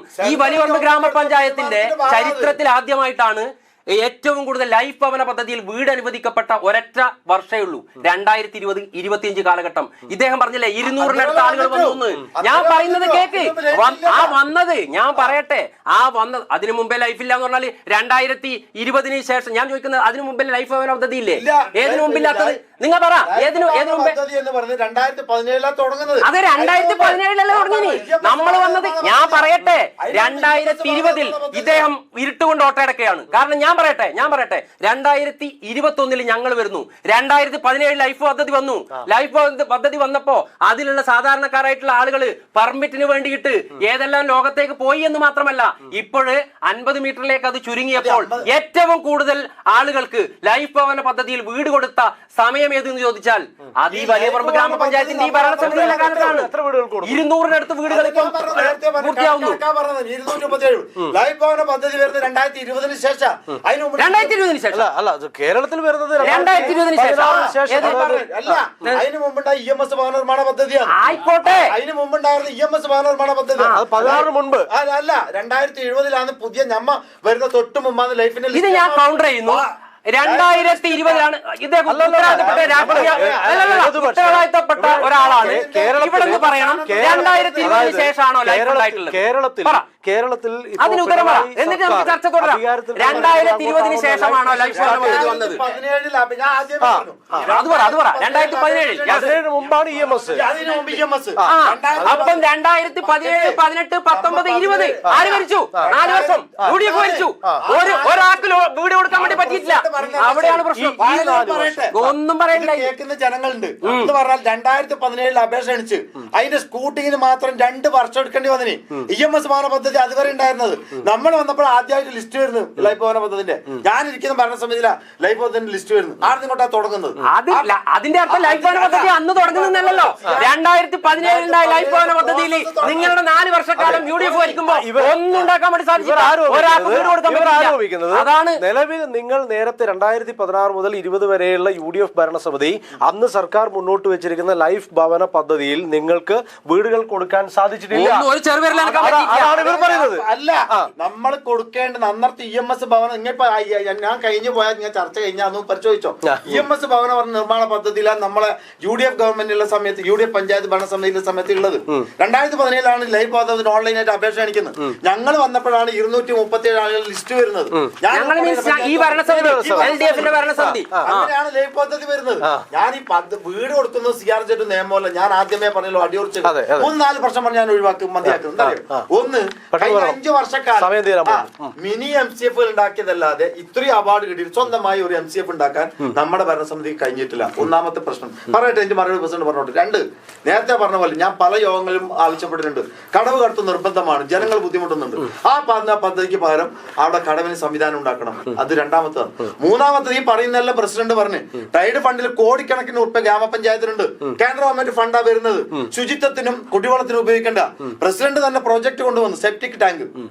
1 വർഷം മാത്രം കൊടുത്തിട്ട് 40 ലക്ഷം ഉറുപ്പ് ഓഡിറ്റ് ഒബ്ജക്ഷനാണ്. കഴിഞ്ഞ 3 വർഷക്കാലമായി കിടക്കുന്ന 2 കോടിയോളം ഉറുപ്പ് ചെലവഴിക്കാതെ പഞ്ചായത്ത് കിടക്കുന്ന ട്രേഡ് ഫണ്ട്. എന്തുകൊണ്ടെന്നറിയോ? സംസ്ഥാന ഗവൺമെന്റ് ഗൈഡ് ലൈനിൽ അത് ഫൈബർ ടാങ്ക് ആക്കണം. 2 കോടിക്ക് അടുത്ത് 40 ലക്ഷം 50 ലക്ഷം ഉറുപ്പ് 3 വർഷമായിട്ട് ചെയ്തു. 80 ലക്ഷം രൂപ മാത്രമാണ് നിലവിലുള്ളത്. 80 ലക്ഷം എന്തെന്ന് ഈ 2025-26 ഇപ്പം തനത് വർഷത്തേത് ഉൾപ്പെടെയാണ് 80 ലക്ഷത്തിലേക്ക് പോകുന്നത്. അതൊന്നും ആരുടെയും കുഴപ്പമില്ല. ഞാൻ പറഞ്ഞത് ഈ വലിയപറമ്പ് ഗ്രാമപഞ്ചായത്തിലെ മുഴുവൻ രാഷ്ട്രീയ കക്ഷികളുടെയും നേതാക്കൾ വന്നിട്ടാണ് ഈ പദ്ധതി ആദ്യം അവരോടാണ് പറയുന്നത്. അല്ലാതെ ഏകപക്ഷമായി നടപ്പിലാക്കിയതല്ല. മണിക്കൂർ മുഖ്യമന്ത്രിയുടെ അടുത്തും ഈ പറഞ്ഞ പഞ്ചായത്ത് മന്ത്രിയുടെ പ്രസിഡന്റ് ഞാനാണ് UDF ഭരിക്കുന്നത്. ഞാൻ എന്താ പറയോ സെപ്റ്റിക് 2700 സെപ്റ്റിക് ഒറ്റക്കുഴി ടാങ്ക് ഉണ്ടാക്കിയത് കോൺക്രീറ്റിന്റെ ആണ്. ആ ഓഡിറ്റ് ഒബ്ജക്ഷൻ വന്നു. നമ്മൾ അതിന്റെ കോർഡിനേഷൻ കമ്മിറ്റിക്ക് എഴുതി. കോർഡിനേഷൻ കമ്മിറ്റി പറഞ്ഞു ഞാൻ തന്നെ പറയുന്നു ബോഡി യോഗത്തിൽ കോർഡിനേഷൻ നിങ്ങൾ പറഞ്ഞത് അടുക്കപ്പോ അങ്ങനെയുണ്ടോ പറയില്ല. വലിയപറമ്പ് ഗ്രാമപഞ്ചായത്തിന്റെ പ്രസിഡന്റ് എന്നുള്ള രീതിയിൽ വളരെ കൃത്യമായിട്ട് ഇതുമായി ബന്ധപ്പെട്ടിട്ട് മിനിഞ്ഞാന്നാൾ വരെ ഇതുമായി ബന്ധപ്പെട്ട് നമ്മൾ ബന്ധപ്പെട്ടിട്ടുണ്ട്. ഞാൻ പറയുന്നത് ഒരു പദ്ധതി ഇത്രയും വലിയൊരു പദ്ധതി അങ്ങനെ മോശപ്പെട്ട രീതിയിലേക്ക് പറയുന്നത് മോശമല്ലേ? കാരണം നമ്മുടെ നാട്ടിനകത്തെ സാധാരണക്കാരായിട്ടുള്ള ആളുകൾക്ക് ഒറ്റക്കുഴി ടാങ്ക് സെപ്റ്റിക് ടാങ്ക് ആക്കാൻ 10-21,000 രൂപ അവർക്ക് പോക്കറ്റ് മണി ആയിട്ട് അവരുടെ കയ്യിലില്ല. അവിടെയാണ് 20,000 രൂപ പഞ്ചായത്ത് അനുവദിക്കപ്പെട്ട് 1,000 രൂപ അവരെ കോൺട്രിബ്യൂഷനും കൂടി 21,000 രൂപക്ക് നമ്മൾ സെപ്റ്റിക് ടാങ്ക് പദ്ധതി കൊണ്ടുവന്നത്. അതിന് ഈ ഭരണസമിതിയുമായി ബന്ധപ്പെട്ടിട്ട് ഒരു വിഷയമില്ല. ഈ നാടിനോട് നടപ്പിലാക്കിക്കൊണ്ടിരിക്കുകയാണ്. ഇപ്പോഴാണ് ഒരു മിനിറ്റ് ഇപ്പോഴാണ് ഓഡിറ്റ് ഒബ്ജക്ഷൻ ഇപ്പോഴും വരുന്നത്. അതും ആ ഓഡിറ്റ് ഒബ്ജക്ഷനും മറികടക്കാൻ ആവശ്യമായ സംഭവങ്ങൾ വന്നു. നിങ്ങൾക്ക് ചെയ്യാൻ ആവശ്യമായ സഹായങ്ങൾ ഞങ്ങൾക്ക് വന്നു കഴിഞ്ഞു. ഒരു തർക്കമില്ല അത് ചെയ്യുന്നതിൽ. പൈസ കൊടുക്കുന്ന കേന്ദ്ര ഗവൺമെന്റിന്റെ പദ്ധതി സ്റ്റേറ്റ് ഗവൺമെന്റിലേക്ക് കൊടുത്തു. പ്രസിഡന്റ് മാത്രം CPM-ന്റെ ഭരണസമിതിയുടെ പ്രസിഡന്റായ പ്രസിഡന്റ് തിരുവനന്തപുരത്ത് പോയിട്ട് ഈ പറഞ്ഞ ഗവൺമെന്റിനോട് ഒരു ഉത്തരവ് വാങ്ങിയാൽ ഈ പറഞ്ഞ 24, 25, 25, 26 വർഷത്തെ ജനങ്ങൾക്ക് സെപ്റ്റിക് ടാങ്ക് 25-26 വർഷത്തിന് ഇപ്പൊ നിലവിലുള്ള സെപ്റ്റിക് ടാങ്ക് പദ്ധതി ഈ പറയുന്ന രീതിയിലേക്ക് ഓഡിറ്റ് ഒബ്ജക്ഷനുമായി ബന്ധപ്പെട്ടുള്ള കാര്യത്തിൽ പോയി കഴിഞ്ഞു. അത് നടപ്പിലാക്കാൻ ആവശ്യമായ സഹായങ്ങൾ ചെയ്തു കഴിഞ്ഞു.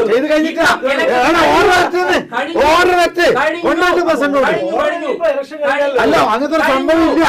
പുതിയ ഭരണസമിതി വന്നിട്ട് ചെയ്യണം. ഒന്നും പറയാനില്ല. ജനകീയ പദ്ധതികൾ ജനകീയ പദ്ധതികളായിട്ട് 25 കാലത്ത് നിങ്ങൾ പറയുന്ന ഇത്രയും കാലത്തിനിടക്ക് ഇതുവരെ ഇല്ലാത്ത രീതിയിലേക്ക് വെറും അവാർഡല്ല ഞാൻ പറഞ്ഞത്. ഈ കഴിഞ്ഞ കാലത്ത് ജനകീയമായി നടപ്പിലാക്കിയ ഏതെങ്കിലും പദ്ധതികൾ ഇവർ പറയട്ടെ. 5 ലക്ഷം രൂപയുടെ ഒന്ന നാളെ വാ, ഞാൻ ഫോട്ടോ ഇപ്പൊ എടുത്തു തരാം. 5 ലക്ഷം രൂപ ചെലവാക്കി കിടന്ന് ഓട്ടോറിക്ഷ അത് ഇതുവരെ ഓടിച്ചില്ല. ഇപ്പോഴും വാടക വണ്ടിയിലാണ് കൊണ്ടുവന്നു. 2023-24 പഞ്ചായത്തിന്റെ ചോദിക്കുന്നത് ഒരു വണ്ടി ഞാൻ പറഞ്ഞല്ലോ 18 വർഷം ഞാൻ ടാക്സി ഡ്രൈവർ ആയിരുന്നു. ഒരു വണ്ടി കേടായാൽ വണ്ടിക്ക് അത് ഗുണനിലവാര ഇല്ലാത്ത രീതിയിലേക്ക് നമുക്ക് ഓട്ടാൻ പറ്റാത്ത സ്ഥിതി വന്നാൽ അതിന് പഞ്ചായത്ത് ഭരണസമിതി അതുമായി ബന്ധപ്പെട്ടുള്ള ഉദ്യോഗസ്ഥരെയും ഡിപ്പാർട്ട്മെന്റിലെ ശുചിത്വ മിഷനും ഞങ്ങൾ അതിന്റെ വിയോജിപ്പ് അറിയിച്ചിട്ടുണ്ട്. ആ വണ്ടിയുമായി ബന്ധപ്പെട്ട് അതൊന്നും അവസാനിപ്പിക്കുന്നു. മാലിന്യമുക്ത നവകേരളം പദ്ധതി ഇതാ ഈ കേരളത്തിനകത്ത് കാസർഗോഡ് ജില്ലക്കകത്ത് 100% യൂസർ ഫീ കിട്ടുന്ന ഒരൊറ്റ പഞ്ചായത്തെ ആദ്യമായിട്ട് വന്നിട്ടുള്ളൂ. അത് വലിയപറമ്പ് ഗ്രാമപഞ്ചായത്താണ്. അതുപോലെ തന്നെ നാട് അവർക്ക് ട്രോളി കൊടുത്തു. അവർക്ക്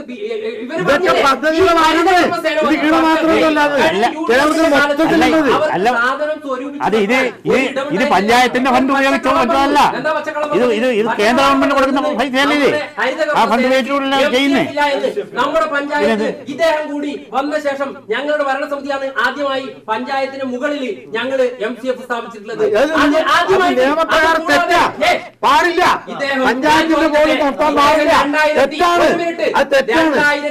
2025 വരെ ഈ സമയത്ത് മെമ്പറായിട്ടുള്ള ഇദ്ദേഹം ഉൾപ്പെടെ പങ്കാളിയായിട്ടുള്ള ഒരു ഭരണസമിതിയിലാണ് ഇദ്ദേഹം ഇപ്പം പറഞ്ഞു.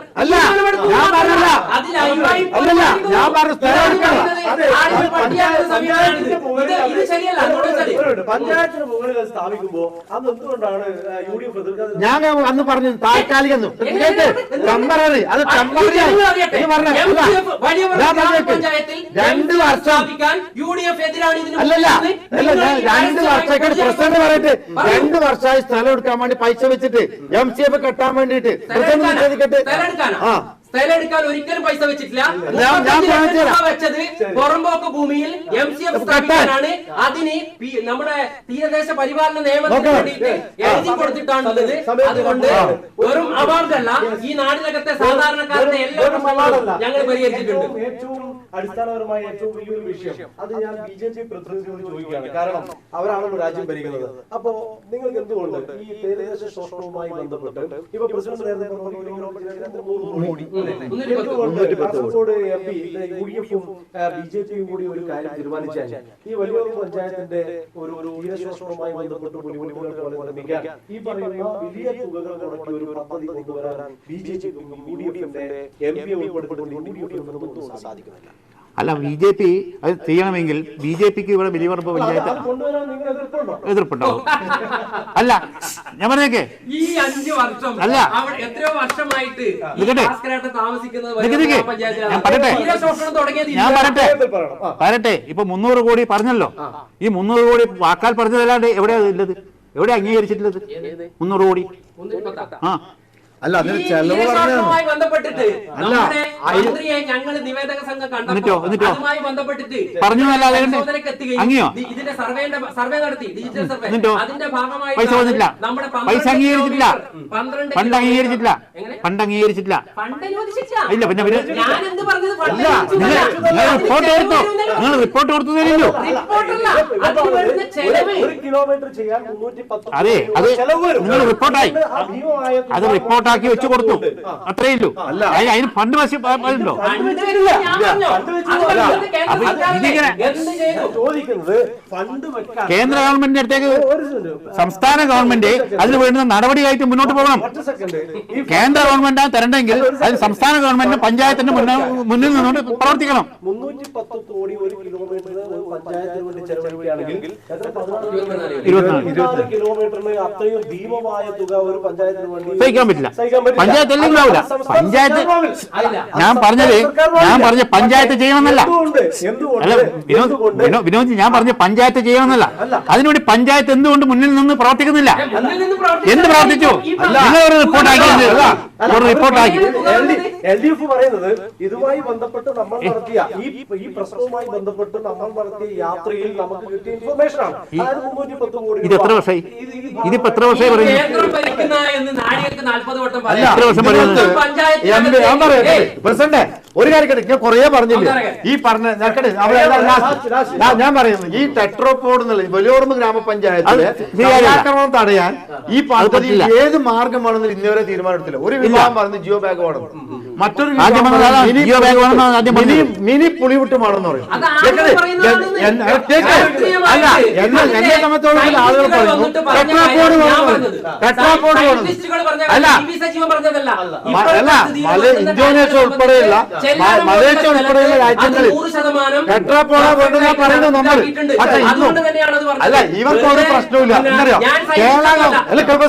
കേരള ഗവൺമെന്റ് എല്ലാം ഹോട്ട്സ്പോട്ട് ആക്കാം, ടൂറിസം ഹോട്ട്സ്പോട്ട്, മറ്റേ നമ്മൾ കള്ളാക്കം ഹോട്ട്സ്പോട്ട് ആക്കിയിട്ട് എന്ത് ചെയ്തു കേരള ഗവൺമെന്റ്? കേന്ദ്ര ഗവൺമെന്റ് എം പറയും, കേരള ഗവൺമെന്റ് എന്ത് ചെയ്തു? ഫണ്ട് MP എന്ന് പറയുന്നത് വലിയപറമ്പ് ഗ്രാമപഞ്ചായത്തിൽ ഇപ്പം രാജ്മോഹൻ ഉണ്ണിത്താൻ MP ഈ കഴിഞ്ഞ 2ാം ടൈമിലാണ് വന്നത്. ആകെ ഹൈമാസ് ലൈറ്റ് എന്ന് പറയുന്ന ലൈറ്റ് കത്തിച്ചതല്ലാതെ തടയുന്നത് ഭാഗമായിട്ട് ഇപ്പൊ ഇദ്ദേഹം പറഞ്ഞില്ലേ, തീരെ ശോഷണം തടയുന്നതിന്റെ ഭാഗമായിട്ട് എന്തെങ്കിലും ഒരു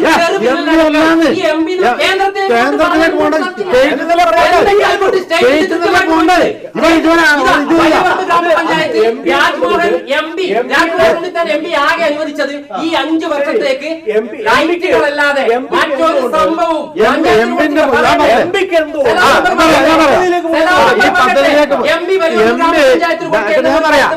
കേന്ദ്ര ഗവൺമെന്റിന്റെ ഫണ്ട്, എനിക്ക് വിദേശങ്ങളെ കുറിച്ച് പറയുന്നില്ല, കേന്ദ്ര ഗവൺമെന്റിന്റെ ഫണ്ട് ഏത് മേഖലയിലായിരുന്നാലും MP-യുടെ ഫണ്ട് ഇത് നിർവ്വഹണം ചെയ്യുന്നത് സ്റ്റേറ്റ് ഗവൺമെന്റാ. MP-യുടെ ഫണ്ട് പലതും ഇതിന് വേണ്ടിയിട്ട് ഒരു എസ്റ്റിമേറ്റ് ഉണ്ടാക്കിയിട്ട് സ്റ്റേറ്റ് ഗവൺമെന്റ് സമർപ്പിച്ച് കേന്ദ്രത്തിലേക്ക് പോയ പിന്നീടല്ലേ സമ്മർദ്ദം ചെലുത്തേണ്ടത്. ഇന്നത്തെ തീയതി വരെ സ്റ്റേറ്റ് ഗവൺമെന്റ് ആ കാര്യത്തിൽ ഒരു കുറ്റം ചെയ്യാൻ കഴിഞ്ഞിട്ടില്ല. ഇവർ വെറുതെ പറയുന്നത് ഹോട്ട്സ്പോട്ട് ലൈറ്റുകൾ കൊടുത്തതല്ലാതെ അതും ഞാൻ പറയട്ടെ, ഒരു ഹൈമാസ് ലൈറ്റ് അനുവദിക്കാൻ ഒരാൾ MP ആയിട്ട് പോകണം. വലിയപറമ്പ് ഗ്രാമപഞ്ചായത്ത് പോലുള്ള ഒരു പഞ്ചായത്തിനകത്തേക്ക് ഒരു പുതിയൊരു കെട്ടിടം അനുവദിക്കാൻ പറ്റിയിട്ടില്ല. ഇന്നത്തെ ഞാൻ പറഞ്ഞത് ചോദിക്കട്ടെ, ആര് ചോദിച്ചു?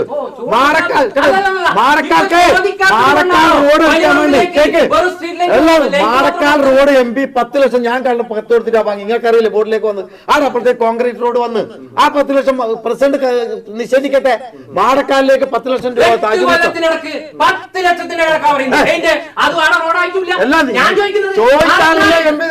ചോദിക്കട്ടെ, ഇദ്ദേഹത്തിന്റെ സ്ഥലത്തേക്ക് പോകാനുണ്ട് റോഡ്. എന്റെ അടുത്ത സ്ഥലത്ത് പോകാനില്ല. നിങ്ങൾ നോക്കൂ, നേരത്തെ പറഞ്ഞു അടിസ്ഥാന വികസനം ഒന്നും ചെയ്തിട്ടില്ല. ഞാൻ 2010 ചെയ്ത് ഇപ്പൊ അതിന്റെ വികസനത്തിന് രാഷ്ട്രീയമില്ല എന്ന ഇച്ഛാശക്തിയോടെ പോയ ഒരൊറ്റ ഭരണസമിതിയുള്ളൂ. അതുകൊണ്ടാണ് ഏറ്റവും കൂടുതൽ ഫണ്ട് പ്രതിനിധീകരിക്കുന്ന ഒന്നാം രംഗത്ത് ഞങ്ങൾ അടിസ്ഥാന വികസനം സർക്കാരിന്റെ ഭാഗമായിട്ടുള്ള വികസന പദ്ധതികൾ നമ്മൾ എല്ലാം ചേർത്തുകൊണ്ടാണ് വലിയപറമ്പ് ഗ്രാമപഞ്ചായത്തിനെ കഴിഞ്ഞ 5 വർഷവും ഈ നാടിനെ ഒന്നാകെ കക്ഷി രാഷ്ട്രീയ മതജാതി ചിന്തകൾക്ക് അതീതമായി ഒറ്റക്കെട്ടായിട്ട് ഞങ്ങൾ പോയിട്ട് അഭിമാനത്തോടെ തന്നെ ഇടതുപക്ഷ ജനാധിപത്യ മുന്നണി ഇത്തവണ വോട്ട് ചോദിക്കുമ്പോ പ്രിയപ്പെട്ടവ നമുക്ക് പറയാനുള്ളത് ഒറ്റ കാര്യമുള്ളൂ. ഇത്തവണ ഒരു കേരളം ഒരു രണ്ടാം പിണറായി സർക്കാർ വന്നതുപോലെ, രണ്ടാം ഇടതുപക്ഷം വന്നതുപോലെ വലിയപറമ്പ് ഗ്രാമപഞ്ചായത്ത് ഇത്തവണ രണ്ടാം ഇടതുപക്ഷ തുടർ ഭരണം ജനങ്ങൾ മനസ്സാവരിച്ചു കഴിഞ്ഞു. ഒരു കാര്യം ഞാൻ അവസാനം ഒറ്റ ചോദ്യം ചോദിക്കുകയാണ്, ഒറ്റ വാക്കിലൊരു ചോദ്യമാണ്. തുടർ ഭരണം ഏർപ്പെടുത്തുകയാണെങ്കിൽ ഇവർ നേരത്തെ ഉന്നയിച്ചതുപോലെ തീരശോഷണവുമായി ബന്ധപ്പെട്ട ഒരു പ്രോജക്ട് സംസ്ഥാന സർക്കാരിലേക്ക് നിർദ്ദേശിച്ച് സംസ്ഥാന സർക്കാരിന്റെ പ്രോജക്ട് ഗവൺമെന്റിലേക്ക് കേന്ദ്ര സർക്കാരിലേക്ക് പോയാൽ അവിടുന്ന് ഈ എംപിയെ കൊണ്ട് നടപടിക്കാനുള്ള പ്രവർത്തനങ്ങൾ LDF സർക്കാരിന് അല്ലെങ്കിൽ LDF തുടർന്ന് സാധിക്കുമോ ഇല്ലയോ? ഈ ഭരണസമിതി വന്ന ആദ്യം തന്നെ ഇതുമായി ബന്ധപ്പെട്ടിട്ടുള്ള പ്രൊജക്ടുമായി ബന്ധപ്പെട്ടിട്ടാണ് നിലവിൽ നമ്മുടെ മന്ത്രിയെ പോയി കണ്ടത്, റോഷി അഗസ്റ്റിൻ മിശ്രെ. അതിന്റെ ഭാഗമായിട്ട് തന്നെ 2 ആഴ്ച കൊണ്ട് തന്നെ അതുമായി ബന്ധപ്പെട്ടുള്ള പരിശോധനയും പിന്നീട് ഡിജിറ്റൽ സർവേയും അതിന്റെ എസ്റ്റിമേറ്റും ഈ കാര്യങ്ങളൊക്കെ നടത്തിയിട്ടുള്ളത്. ഇത് സംസ്ഥാന സർക്കാരിന്റെ പരിഗണനയിൽ നിലവിലുള്ളതാണ്. പിന്നെ ഇതിന് നമ്മൾ ആദ്യം അതിന് കൊടുക്കേണ്ടത് അത് സ്വാഭാവികമായിട്ടും സംസ്ഥാന സർക്കാർ മാത്രം വിചാരിച്ചാൽ 24 കിലോമീറ്റർ ഈ ഒരു സംവിധാനം ഉണ്ടാക്കാൻ കഴിയില്ലാന്ന് ഈ ചോദ്യം ചോദിക്കുന്ന ഭാസ്കരേട്ടൻ അറിയാം, സലാം ചാക്ക് അറിയാം, എനക്കും അറിയാം. അപ്പോ അത് അത്രയും ഭീമമായ തുകയാണ്. കേരളത്തിലെ ഏറ്റവും നീളം കൂടിയ തീരദേശ പഞ്ചായത്താണ്. അപ്പൊ അതിന്റെ ഒരു പ്രയാസം ഉണ്ട് എന്നുള്ളത് രാഷ്ട്രീയം മറന്ന് ഭരണസമിതി മുന്നോട്ട് വെക്കുന്ന പ്രധാനപ്പെട്ട ആശയമായി ഈ ഭരണസമിതിക്ക് അനുകൂലമായി നിന്നുകൊണ്ട് എല്ലാ രാഷ്ട്രീയം മറന്നുകൊണ്ട്, കാരണം ഒരു നാട് തീരശോഷണത്തിലൂടെ ഇല്ലാതായി പോകുന്നതിന് പകരം അവിടെ രാഷ്ട്രീയ അടികൾ മറന്ന് ഒന്നിച്ചു നിന്ന് അതിനെ സംരക്ഷിക്കുന്നതിന് വേണ്ടിയുള്ള പ്രവർത്തനങ്ങളിലേക്ക് ആയിരിക്കണം ഒരു ജനാധിപത്യം എന്ന നിലയിൽ, ഒരു രാഷ്ട്രീയം എന്ന നിലയിൽ മുന്നോട്ട് വെക്കേണ്ട ഏറ്റവും വലിയ ആശയം. ഒരു പക്ഷേ വലിയ ഓർമ്മനെ കുറിച്ച് സംസാരിച്ചു കഴിഞ്ഞാൽ തീരില്ല എന്നാണ് എനിക്ക് തോന്നുന്നത്. ഒരു മണിക്കൂറിൽ ഒന്നും പറഞ്ഞ് അവസാനിപ്പിക്കാൻ പറ്റുന്ന വികസന പദ്ധതികളല്ല, മറിച്ച് വികസന പദ്ധതികളും അതിന്റെ അവാർഡുകളും മുന്നോട്ട് പോകുമ്പോൾ അത് അവാർഡുകളിൽ മാത്രം ഒതുങ്ങേണ്ടതല്ല, അടിസ്ഥാന വികസനങ്ങൾ കൂടി ശ്രദ്ധിക്കണമെന്ന് ആ ഭരണസമിതിയിൽ ഉൾപ്പെട്ട UDF-ന്റെ പ്രതിനിധി അടക്കം ചൂണ്ടിക്കാണിക്കുമ്പോൾ ഇത് തമ്മിൽ നല്ല ഒരു വാഗ്വാദത്തിലേക്ക് പോകാനുള്ള ഒരുപാട് വിഷയങ്ങൾ ഇനിയും ഇവിടെ കിടക്കുകയാണെന്നുള്ളതാണ് മനസ്സിലായത്. ഇനിയും നമുക്ക് ഒരുപക്ഷെ ഒന്നുകൂടി നമുക്ക് അറിയേണ്ടി വരും എന്ന് പറയുന്നത് പോലെ വലിയപറമ്പ് പഞ്ചായത്തിന്റെ അവാർഡുകളും വലിയപറമ്പിന്റെ വിജയങ്ങളും അല്ലെങ്കിൽ വലിയപറമ്പിന്റെ വികസനങ്ങളും പറയുന്നതോടൊപ്പം വലിയപറമ്പിൽ നടത്താനുള്ള പ്രവർത്തനങ്ങളും നിരവധിയാണ്. അതിന് ഈ സൗഹൃദം പോലെ തന്നെ ഇത്രയും ആവേശത്തോടുകൂടി പ്രവർത്തിക്കുന്ന, ഇത്രയും ആവേശത്തോടുകൂടി ജനങ്ങളെ സംരക്ഷിക്കാൻ വേണ്ടി ഇറങ്ങുന്ന ഇത്തരം നേതൃത്വമാണ് യഥാർത്ഥത്തിൽ നമ്മുടെ പഞ്ചായത്തിന്റെ വികസനങ്ങളെ യാഥാർത്ഥ്യമാക്കേണ്ടത്. അതിൽ നിങ്ങളുടെ സമ്മതിദാനം ഏറ്റവും വിനിയോഗിക്കപ്പെടേണ്ടത് ഏറ്റവും നല്ല സ്ഥാനാർത്ഥി ആരാണ്, അല്ലെങ്കിൽ നിങ്ങൾക്ക് ഏറ്റവും കൂടുതൽ ഏറ്റവും അടിസ്ഥാന വികസനങ്ങളിലേക്ക് നിങ്ങൾ കൊണ്ടുപോകാൻ പറ്റുന്നത് ആരാണ് എന്ന് പറയുന്ന ഒരു തെരഞ്ഞെടുപ്പാണ് നമുക്ക് മുന്നിലേക്ക് വന്നിരിക്കുന്നത്. ആ തെരഞ്ഞെടുപ്പിൽ വലിയ പറമ്പിൽ നടന്ന പ്രവർത്തനങ്ങളെ കുറിച്ചാണ് ഇന്നിവിടെ പഞ്ചായത്ത് പ്രസിഡന്റ് കൂടിയായിട്ടുള്ള ശ്രീ VV സജീവൻ പ്രതിനിധീകരിച്ചുകൊണ്ട് ഒരുപക്ഷെ അദ്ദേഹം ഏറ്റവും നല്ലൊരു മോട്ടിവേറ്റ് സ്പീക്കറായിട്ട് എനിക്ക് ആദ്യം തോന്നി. കാരണം പഞ്ചായത്തിന്റെ വികസനങ്ങൾ കടലാസുകളിലൂടെയാണെങ്കിൽ ഇവർ ആക്ഷേപിച്ചാലും ഒരുപക്ഷെ പുറം ലോകത്ത് കേൾക്കുന്നവർക്ക് ഏറ്റവും വലിയ ഒരു സന്തോഷം ഉണ്ടാക്കുന്ന ഒരുപാട് പദ്ധതികളിലൂടെയാണ് അദ്ദേഹം സംസാരിച്ചത്. LDF പ്രതിനിധീകരിച്ചുകൊണ്ട് സംസാരിച്ച പ്രിയപ്പെട്ട VV സജീവന്റെ എല്ലാവിധ നന്ദിയും രേഖപ്പെടുത്തിയാണ് ഈ അവസരത്തിൽ. മറ്റൊന്ന് UDF-ന്റെ ഒരു ഭരണസമിതിയിൽ ഏറ്റവും കൂട്ടായി നിൽക്കുകയും എന്നാൽ രാഷ്ട്രീയം പറയേണ്ടടുത്ത്, അഭിപ്രായ വ്യത്യാസം പറയേണ്ടടുത്ത് അത് പച്ചയായി പറയുന്ന പ്രിയപ്പെട്ട അബ്ദുൽ സലാം സാർ, മീൻസ് എന്താണ് നേരത്തെ സലാം ഷാ സ്നേഹത്തോടുകൂടി പ്രസിഡന്റ് പോലും വിളിക്കുന്ന പ്രിയപ്പെട്ട UDF-ന്റെ കാസർഗോഡ് DCC അംഗം കൂടിയായിട്ടുള്ള നിലവിൽ ഉരിയ വാർഡ് കൂടിയായിട്ടുള്ള അബ്ദുൽ സലാം വളരെ ശക്തമായിട്ട് പഞ്ചായത്ത് ഭരണസമിതിക്ക് ഒപ്പം നിൽക്കുകയും ഒപ്പം ശക്തമായി വിമർശിക്കാനുള്ള കാര്യങ്ങൾ വിമർശിക്കുകയും ചെയ്തു. അദ്ദേഹത്തിനും സ്നേഹത്തിന്റെ ഭാഷയിൽ സ്നേഹത്തിന്റെ നന്ദി രേഖപ്പെടുത്തുന്നു. ഒപ്പം M ഭാസ്കരൻ BJP ജില്ലാ വൈസ് പ്രസിഡന്റ് തൃക്കരിപ്പൂർ നേരത്തെ നിയമസഭാ സ്ഥാനാർത്ഥി കൂടിയായിരുന്നു. അദ്ദേഹവും വളരെ കൃത്യമായി പുറത്തുനിന്നും ഇവരുടെ പ്രവർത്തനങ്ങൾ നോക്കിക്കാണുകയും അത് വിലയിരുത്തുകയും അതിന് ചൂണ്ടിക്കാണിക്കുകയും ചെയ്തിട്ടുണ്ട്. ശ്രീ M ഭാസ്കരനും സീനത്തിന്റെ പേരിൽ പ്രത്യേക നന്ദി രേഖപ്പെടുത്തുകയാണ്. അതുകൊണ്ട് തന്നെ ഇന്നത്തെ ഈ വലിയ പറമ്പുമായി ബന്ധപ്പെട്ടിട്ടുള്ള സംവാദം ഇവിടെ അവസാനിക്കുകയാണ്. എല്ലാവർക്കും ഒരിക്കൽ കൂടി നന്ദി രേഖപ്പെടുത്തുന്നു. നന്ദി.